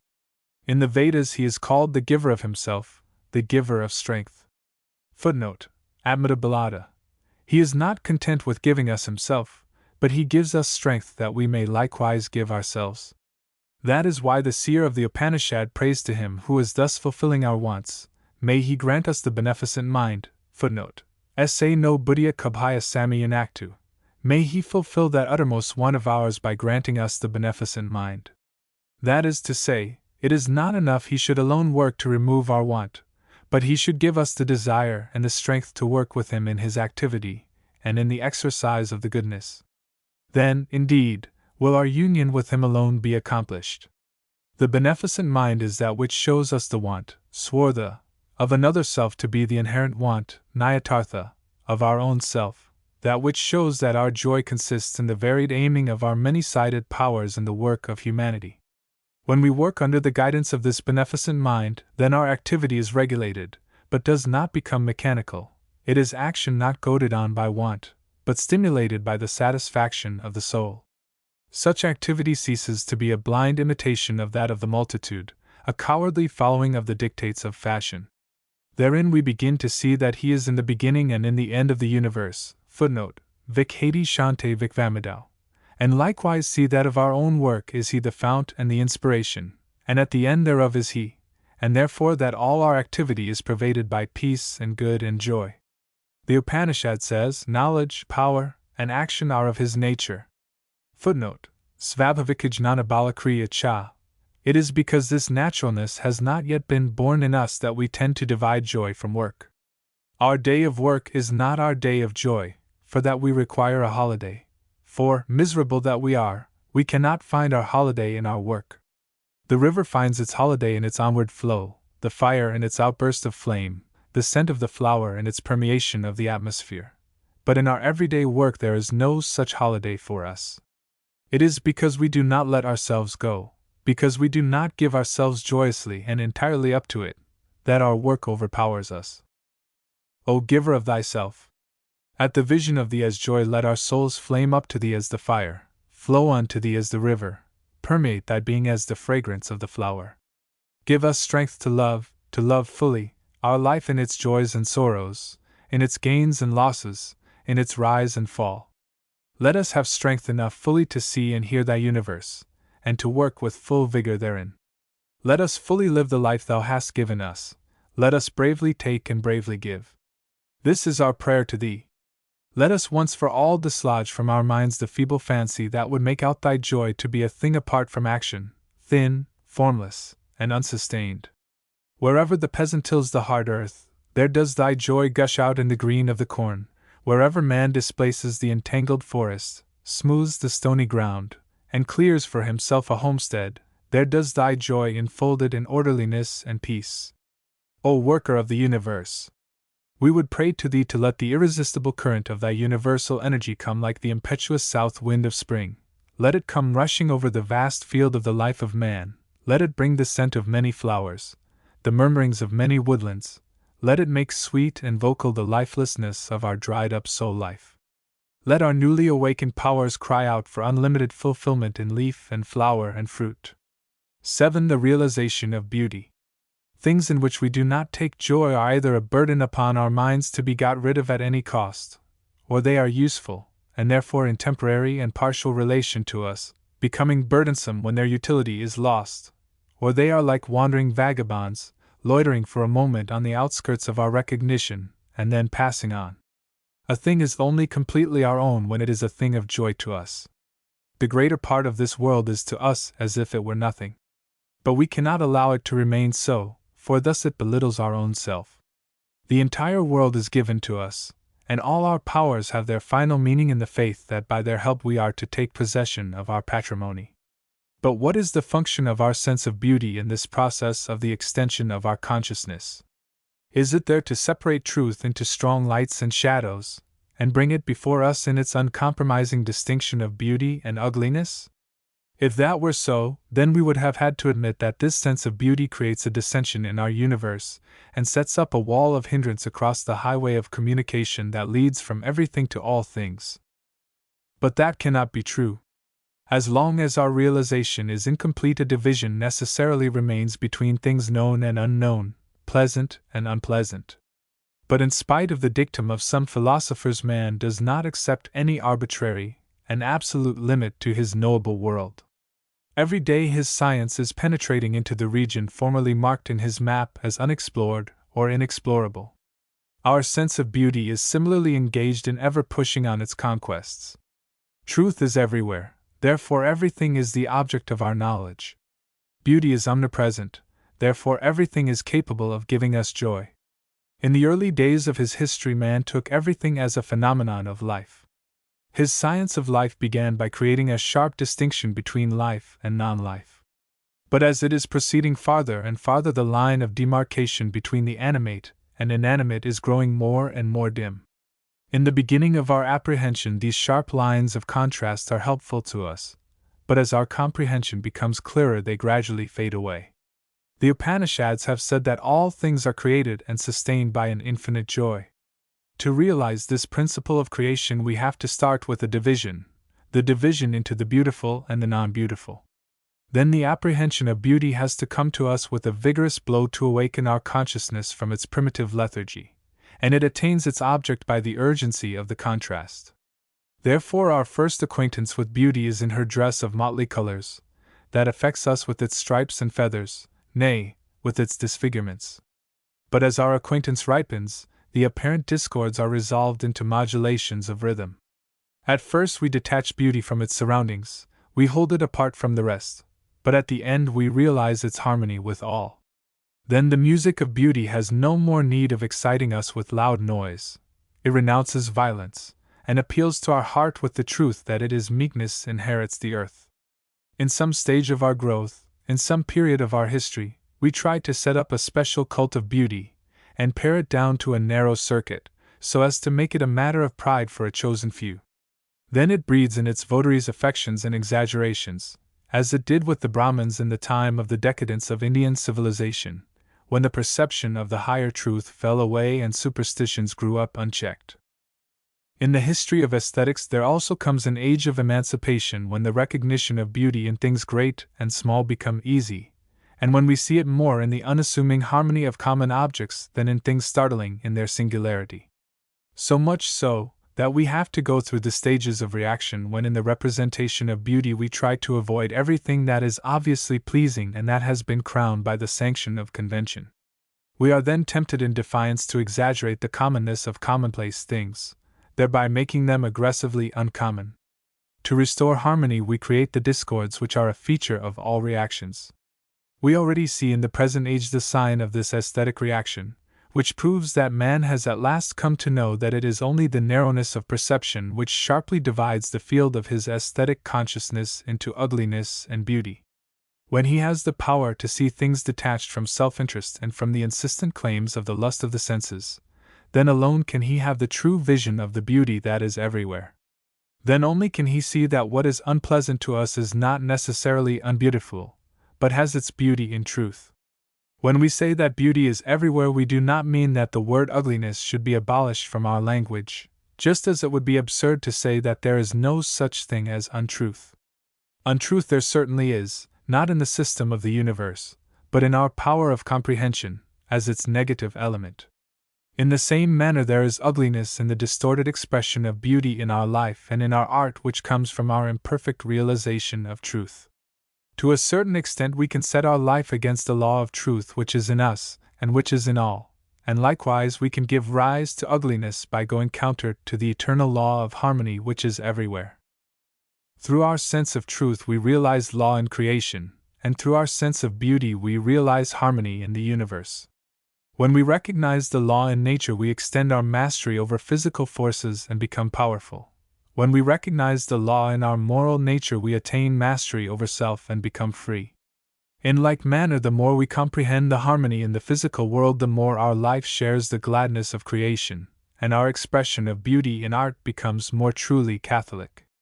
As we become conscious of the harmony in our soul, our apprehension of the blissfulness of the spirit of the world becomes universal, and the expression of beauty in our life moves in goodness and love towards the infinite. This is the ultimate object of our existence, that we must ever know that beauty is truth, truth beauty. We must realize the whole world in love, for love gives it birth, sustains it, and takes it back to its bosom. We must have that perfect emancipation of heart which gives us the power to stand at the innermost center of things and have the taste of that fullness of disinterested joy which belongs to Brahma. Music is the purest form of art, and therefore the most direct expression of beauty, with a form and spirit which is one and simple, and least encumbered with anything extraneous. We seem to feel that the manifestation of the infinite in the finite forms of creation is music itself, silent and visible. The evening sky, tirelessly repeating the starry constellations, seems like a child struck with wonder at the mystery of its own first utterance, lisping the same word over and over again, and listening to it in unceasing joy. When in the rainy night of July the darkness is thick upon the meadows and the pattering rain draws veil upon veil over the stillness of the slumbering earth, this monotony of the rain patter seems to be the darkness of sound itself. The gloom of the dim and dense line of trees, the thorny bushes scattered in the bare heath like floating heads of swimmers with bedraggled hair, the smell of the damp grass and the wet earth, the spire of the temple rising above the undefined mass of blackness grouped around the village huts, everything seems like notes rising from the heart of the night, mingling and losing themselves in the one sound of ceaseless rain filling the sky. Therefore the true poets, they who are seers, seek to express the universe in terms of music. They rarely use symbols of painting to express the unfolding of forms, the mingling of endless lines and colors that goes on every moment on the canvas of the blue sky. They have their reason. For the man who paints must have canvas, brush, and color box. The first touch of his brush is very far from the complete idea. And then when the work is finished the artist is gone, the windowed picture stands alone, the incessant touches of love of the creative hand are withdrawn. But the singer has everything within him. The notes come out from his very life. They are not materials gathered from outside. His idea and his expression are brother and sister, very often they are born as twins. In music the heart reveals itself immediately, it suffers not from any barrier of alien material. Therefore though music has to wait for its completeness like any other art, yet at every step it gives out the beauty of the whole. As the material of expression even words are barriers, for their meaning has to be constructed by thought. But music never has to depend upon any obvious meaning, it expresses what no words can ever express. What is more, music and the musician are inseparable. When the singer departs, his singing dies with him, it is in eternal union with the life and joy of the master. This world song is never for a moment separated from its singer. It is not fashioned from any outward material. It is his joy itself taking never-ending form. It is the great heart sending the tremor of its thrill over the sky. There is a perfection in each individual strain of this music, which is the revelation of completion in the incomplete. No one of its notes is final, yet each reflects the infinite. What does it matter if we fail to derive the exact meaning of this great harmony? Is it not like the hand meeting the string and drawing out at once all its tones at the touch? It is the language of beauty, the caress that comes from the heart of the world straightway reaches our heart. Last night, in the silence which pervaded the darkness, I stood alone and heard the voice of the singer of eternal melodies. When I went to sleep I closed my eyes with this last thought in my mind, that even when I remain unconscious in slumber the dance of life will still go on in the hushed arena of my sleeping body, keeping step with the stars. The heart will throb, the blood will leap in the veins, and the millions of living atoms of my body will vibrate in tune with the note of the harp string that thrills at the touch of the Master. 8. The realization of the infinite. The Upanishads say, man becomes true if in this life he can apprehend God, if not, it is the greatest calamity for him. But what is the nature of this attainment of God? It is quite evident that the infinite is not like one object among many, to be definitely classified and kept among our possessions, to be used as an ally specially favoring us in our politics, warfare, money-making, or in social competitions. We cannot put our God in the same list with our summer houses, motor cars, or our credit at the bank, as so many people seem to want to do. We must try to understand the true character of the desire that a man has when his soul longs for his God. Does it consist of his wish to make an addition, however valuable, to his belongings? Emphatically no. It is an endlessly wearisome task, this continual adding to our stores. In fact, When the soul seeks God, she seeks her final escape from this incessant gathering and heaping and never coming to an end. It is not an additional object that she seeks, but it is the nidyo nidyanam, the permanent in all that is impermanent, the rasanam rasatama, the highest abiding joy unifying all enjoyments. Therefore, when the Upanishads teach us to realize everything in Brahma, it is not to seek something extra, not to manufacture something new. Know everything that there is in the universe as enveloped by God. Footnote: Ichavasayamdhyam sarvam yat kincha jagatayan jagat. Enjoy whatever is given by him and harbor not in your mind the greed for wealth which is not your own. Footnote: Tenatayaktina bunjitha ma grida kasias vidanam. When you know that whatever there is filled by him, and whatever you have is his gift, then you realize the infinite in the finite, and the giver in the gifts. Then you know that all the facts of the reality have their only meaning in the manifestation of the one truth, and all your possessions have their only significance for you, not in themselves but in the relation they establish with the infinite. So it cannot be said that we can find Brahma as we find other objects. There is no question of searching from him in one thing in preference to another, in one place instead of somewhere else. We do not have to run to the grocer's shop for our morning light. We open our eyes and there it is, so we need only give ourselves up to find that Brahma is everywhere. This is the reason why Buddha admonished us to free ourselves from the confinement of the life of the self.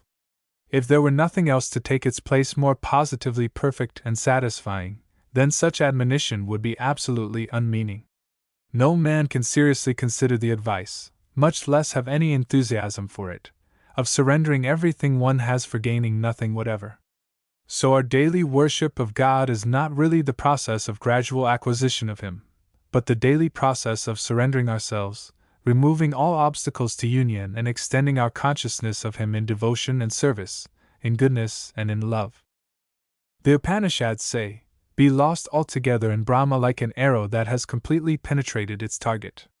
Thus, to be conscious of being absolutely enveloped by Brahma is not an act of mere concentration of mind.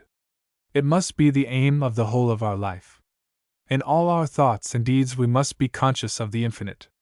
Let the realization of this truth become easier every day of our life, that none could live or move if the energy of the all-pervading joy did not fill the sky. Footnote: Ko hayavanyat ka pranyat yadesha akacha anando nasayat. In all our actions let us feel that impetus of the infinite energy and be glad. It may be said that the infinite is beyond our attainment, so it is for us as if it were not. Yes, if the word attainment implies any idea of possession, then it must be admitted that the infinite is unattainable. But we must keep in mind that the highest enjoyment of man is not in the having but in a getting, which is at the same time not getting. Our physical pleasures leave no margin for the unrealized. They, like the dead satellite of the earth, have but little atmosphere around them. When we take food and satisfy our hunger, it is a complete act of possession. So long as the hunger is not satisfied, it is a pleasure to eat. For then our enjoyment of eating touches at every point the infinite. But when it attains completion, or in other words, when our desire for eating reaches the end of the stage of its non-realization, it reaches the end of its pleasure. In all our intellectual pleasures the margin is broader, the limit is far off. In all our deeper love, getting and non-getting run ever parallel.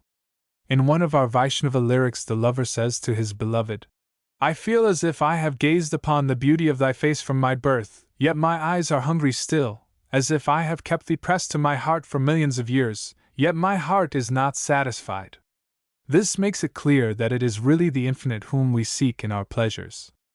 Our desire for being wealthy is not a desire for a particular sum of money, but it is indefinite, and the most fleeting of our enjoyments are but the momentary touches of the eternal. The tragedy of human life consists in our vain attempts to stretch the limits of things which can never become unlimited, to reach the infinite by absurdly adding to the rungs of the ladder of the finite. It is evident from this that the real desire of our soul is to get beyond all our possessions. Surrounded by things she can touch and feel, she cries, "I am weary of getting, ah, where is he who is never to be got?" We see everywhere in the history of man that the spirit of renunciation is the deepest reality of the human soul. When the soul says of anything, "I do not want it, for I am above it," she gives utterance to the highest truth that is in her. When a girl's life outgrows her doll, when she realizes that in every respect she is more than her doll is, then she throws it away. By the very act of possession we know that we are greater than the things we possess. It is a perfect misery to be kept bound up with things lesser than ourselves. This it is that Maitreyi felt when her husband gave her his property on the eve of leaving home. She asked him, "Would these material things help one to attain the highest? Or, in other words, are they more than my soul to me?" When her husband answered, "They will make you rich in worldly possessions," she said at once, "Then what am I to do with these?" It is only when a man truly realizes what his possessions are that he has no more illusions about them. Then he knows his soul is far above these things and he becomes free from their bondage. Thus man truly realizes his soul by outgrowing his possessions, and man's progress in the path of eternal life is through a series of renunciations. That we cannot absolutely possess the infinite being is not a mere intellectual proposition. It has to be experienced, and this experience is bliss. The bird, while taking its flight in the sky, experiences at every beat of its wings that the sky is boundless, that its wings can never carry it beyond. Therein lies its joy. In the cage the sky is limited, it may be quite enough for all the purposes of the bird's life, only it is not more than is necessary. The bird cannot rejoice within the limits of the necessary. It must feel that what it has is immeasurably more than it ever can want or comprehend, and then only can it be glad. Thus our soul must soar in the infinite, and she must feel every moment that in the sense of not being able to come to the end of her attainment is her supreme joy, her final freedom. Man's abiding happiness is not in getting anything but in giving himself up to what is greater than himself, to ideas which are larger than his individual life, the idea of his country, of humanity, of God. They make it easier for him to part with all that he has, not expecting his life. His existence is miserable and sordid till he finds some great idea which can truly claim his all, which can release him from all attachment to his belongings. Buddha and Jesus, and all our great prophets, represent such great ideas. They hold before us opportunities for surrendering our all. When they bring forth their divine alms bowl we feel we cannot help giving, and we find that in giving is our truest joy and liberation, for it is uniting ourselves to that extent with the infinite. Man is not complete, he is yet to be. In what he is small, and if we could conceive him stopping there for eternity we should have an idea of the most awful hell that man can imagine. In his to be he is infinite, there is his heaven, his deliverance. His is occupied every moment with what it can get and have done with. His to be is hungering for something which is more than can be got, which he never can lose because he never has possessed. The finite pole of our existence has its place in the world of necessity. There man goes about searching for food to live, clothing to get warmth. In this region, the region of nature, it is his function to get things. The natural man is occupied with enlarging his possessions. But this act of getting is partial. It is limited to man's necessities. We can have a thing only to the extent of our requirements, just as a vessel can contain water only to the extent of its emptiness. Our relation to food is only in feeding, our relation to a house is only in habitation. We call it a benefit when a thing is fitted only to some particular want of ours. Thus to get is always to get partially, and it never can be otherwise. So this craving for acquisition belongs to our finite self. But that side of our existence whose direction is towards the infinite seeks not wealth, but freedom and joy. There the reign of necessity ceases, and there our function is not to get but to be. To be what? To be one with Brahma. For the region of the infinite is the region of unity. Therefore the Upanishads say, if man apprehends God he becomes true. Here it is becoming, it is not having more. Words do no gather bulk when you know their meaning, they become true by being one with the idea. Though the West has accepted as its teacher him who boldly proclaimed his oneness with his Father, and who exhorted his followers to be perfect as God, it has never been reconciled to this idea of our unity with the infinite being. It condemns, as a piece of blasphemy, any implication of man's becoming God. This is certainly not the idea that Christ preached, nor perhaps the idea of the Christian mystics, but this seems to be the idea that has become popular in the Christian West. But the highest wisdom in the East holds that it is not the function of our soul to gain God, to utilize Him for any special material purpose. All that we can ever aspire to is to become more and more one with God. In the region of nature, which is the region of diversity, we grow by acquisition. In the spiritual world, which is the region of unity, we grow by losing ourselves, by uniting. Gaining a thing, as we have said, is by its nature partial, it is limited only to a particular want. But being is complete, it belongs to our wholeness, it springs not from any necessity but from our affinity with the infinite, which is the principle of perfection that we have in our soul. Yes, we must become Brahma. We must not shrink to avow this. Our existence is meaningless if we never can expect to realize the highest perfection that there is. If we have an aim and yet can never reach it, then it is no aim at all. But can it then be said that there is no difference between Brahma and our individual soul? Of course the difference is obvious. Call it illusion or ignorance, or whatever name you may give it, it is there. You can offer explanations, but you cannot explain it away. Even illusion is true in illusion. Brahma is Brahma, He is the infinite ideal of perfection. But we are not what we truly are, we are ever to become true, ever to become Brahma. There is the eternal play of love in the relation between this being and the becoming, and in the depth of this mystery is the source of all truth and beauty that sustains the endless march of creation. In the music of the rushing stream sounds the joyful assurance, I shall become the sea. It is not a vain assumption, it is true humility, for it is the truth. The river has no other alternative. On both sides of its banks it has numerous fields and forests, villages and towns. It can serve them in various ways, cleanse them and feed them, carry their produce from place to place. But it can have only partial relations with these, and however long it may linger among them it remains separate. It never can become a town or a forest. But it can and does become the sea. The lesser moving water has its affinity with the great motionless water of the ocean. It moves through the thousand objects on its onward course, and its motion finds its finality when it reaches the sea. The river can become the sea, but she can never make the sea part and parcel of herself. If, by some chance, she has encircled some broad sheet of water and pretends that she has made the sea a part of herself, we at once know that it is not so, that her current is still seeking rest in the great ocean to which it can never set boundaries. In the same manner, our soul can only become Brahma as the river can become the sea. Everything else she touches at one of her points, then leaves and moves on, but she never can leave Brahma and move beyond him. Once our soul realizes her ultimate object of repose in Brahma, all her movements acquire a purpose. It is this ocean of infinite rest which gives significance to endless activities. It is this perfectness of being that lends to the imperfection of becoming that quality of beauty which finds its expression in all poetry, drama, and art. There must be a complete idea that animates a poem. Every sentence of the poem touches that idea. When the reader realizes that pervading idea, as he reads on, then the reading of the poem is full of joy to him.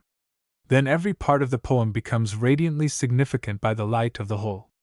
But if the poem goes on interminably, never expressing the idea of the whole, only throwing off disconnected images, however beautiful, it becomes wearisome and unprofitable in the extreme.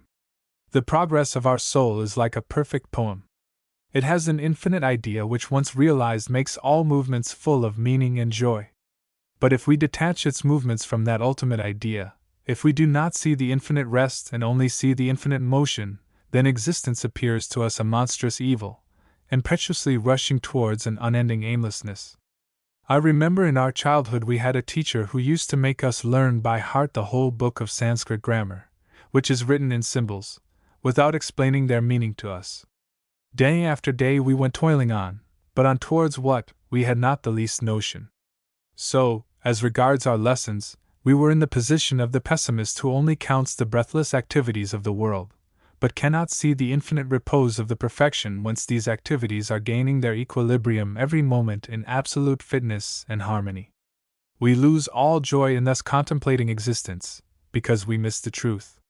We see the gesticulations of the dancer, and we imagine these are directed by a ruthless tyranny of chance, while we are deaf to the eternal music which makes every one of these gestures inevitably spontaneous and beautiful.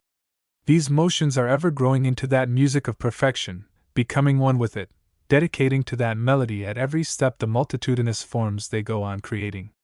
And this is the truth of our soul, and this is her joy, that she must ever be growing into Brahma, that all her movements should be modulated by this ultimate idea, and all her creations should be given as offerings to the Supreme Spirit of perfection. There is a remarkable saying in the Upanishads, "I think not that I know him well, or that I know him, or even that I know him not." Footnote: Neam many suvideti no na videti vidacha. By the process of knowledge we can never know the infinite being.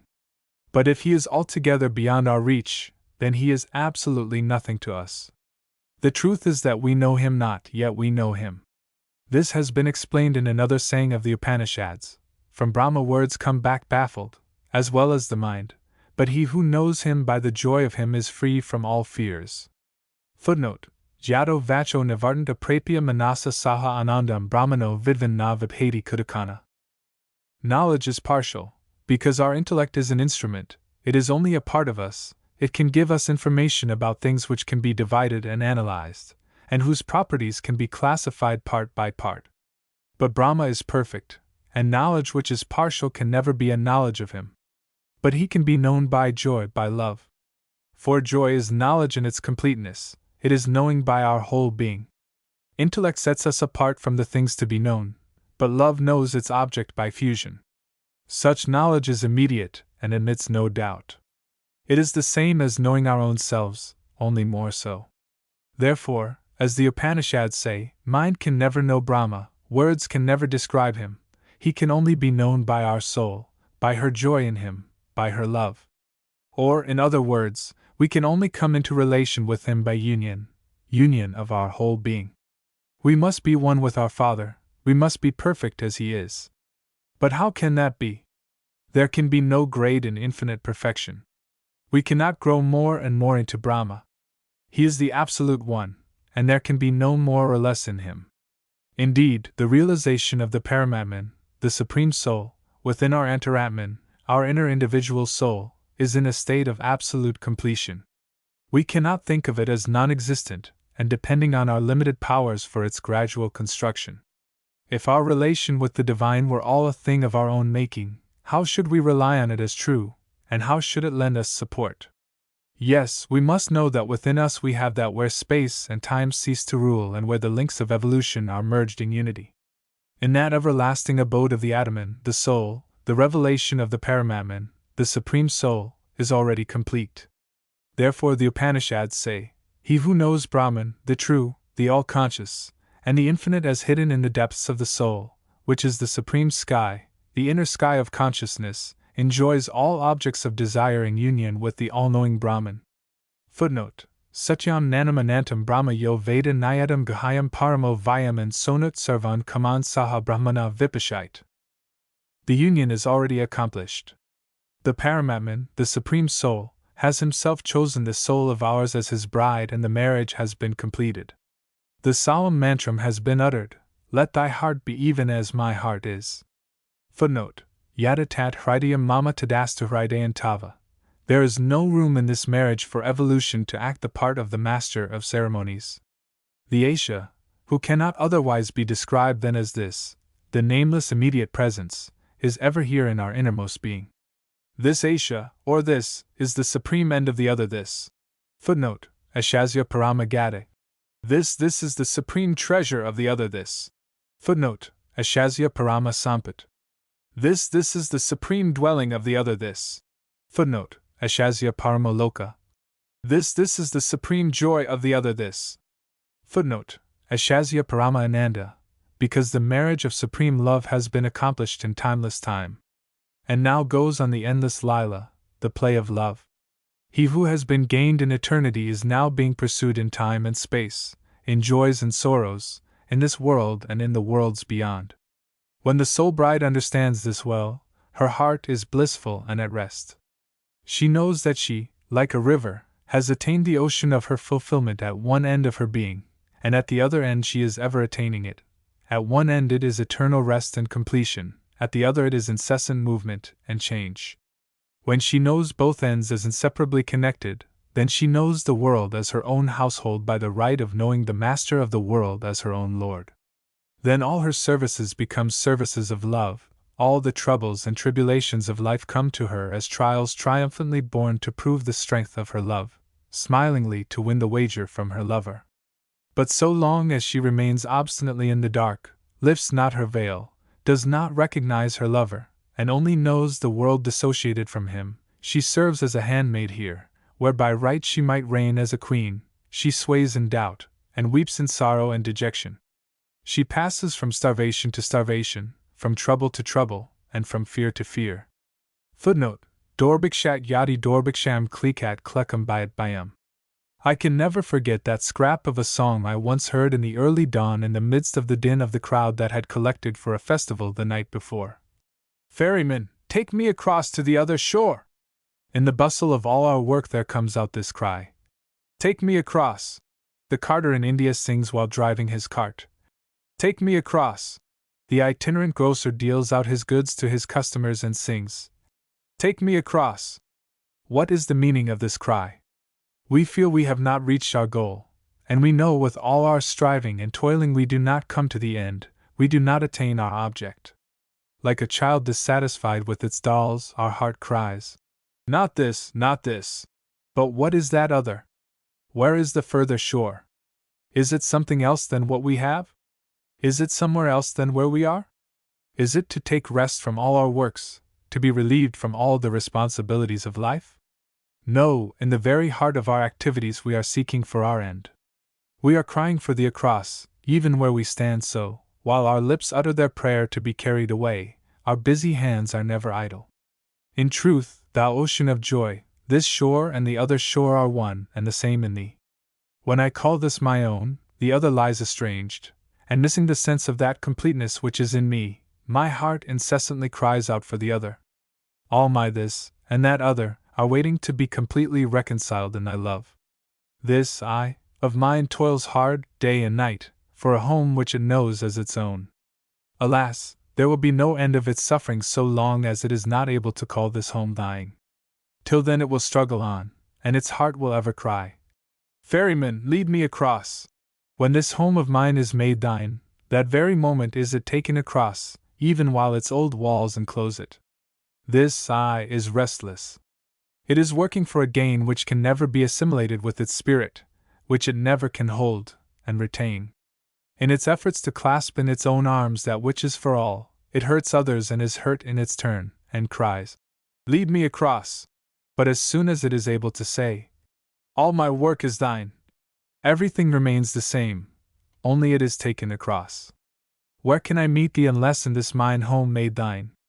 Where can I join thee unless in this my work transformed into thy work? If I leave my home I shall not reach thy home, if I cease my work I can never join thee in thy work. For thou dwellest in me and I in thee. Thou without me or I without thee are nothing. Therefore, in the midst of our home and our work, the prayer rises, Lead me across! For here rolls the sea, and even here lies the other shore waiting to be reached.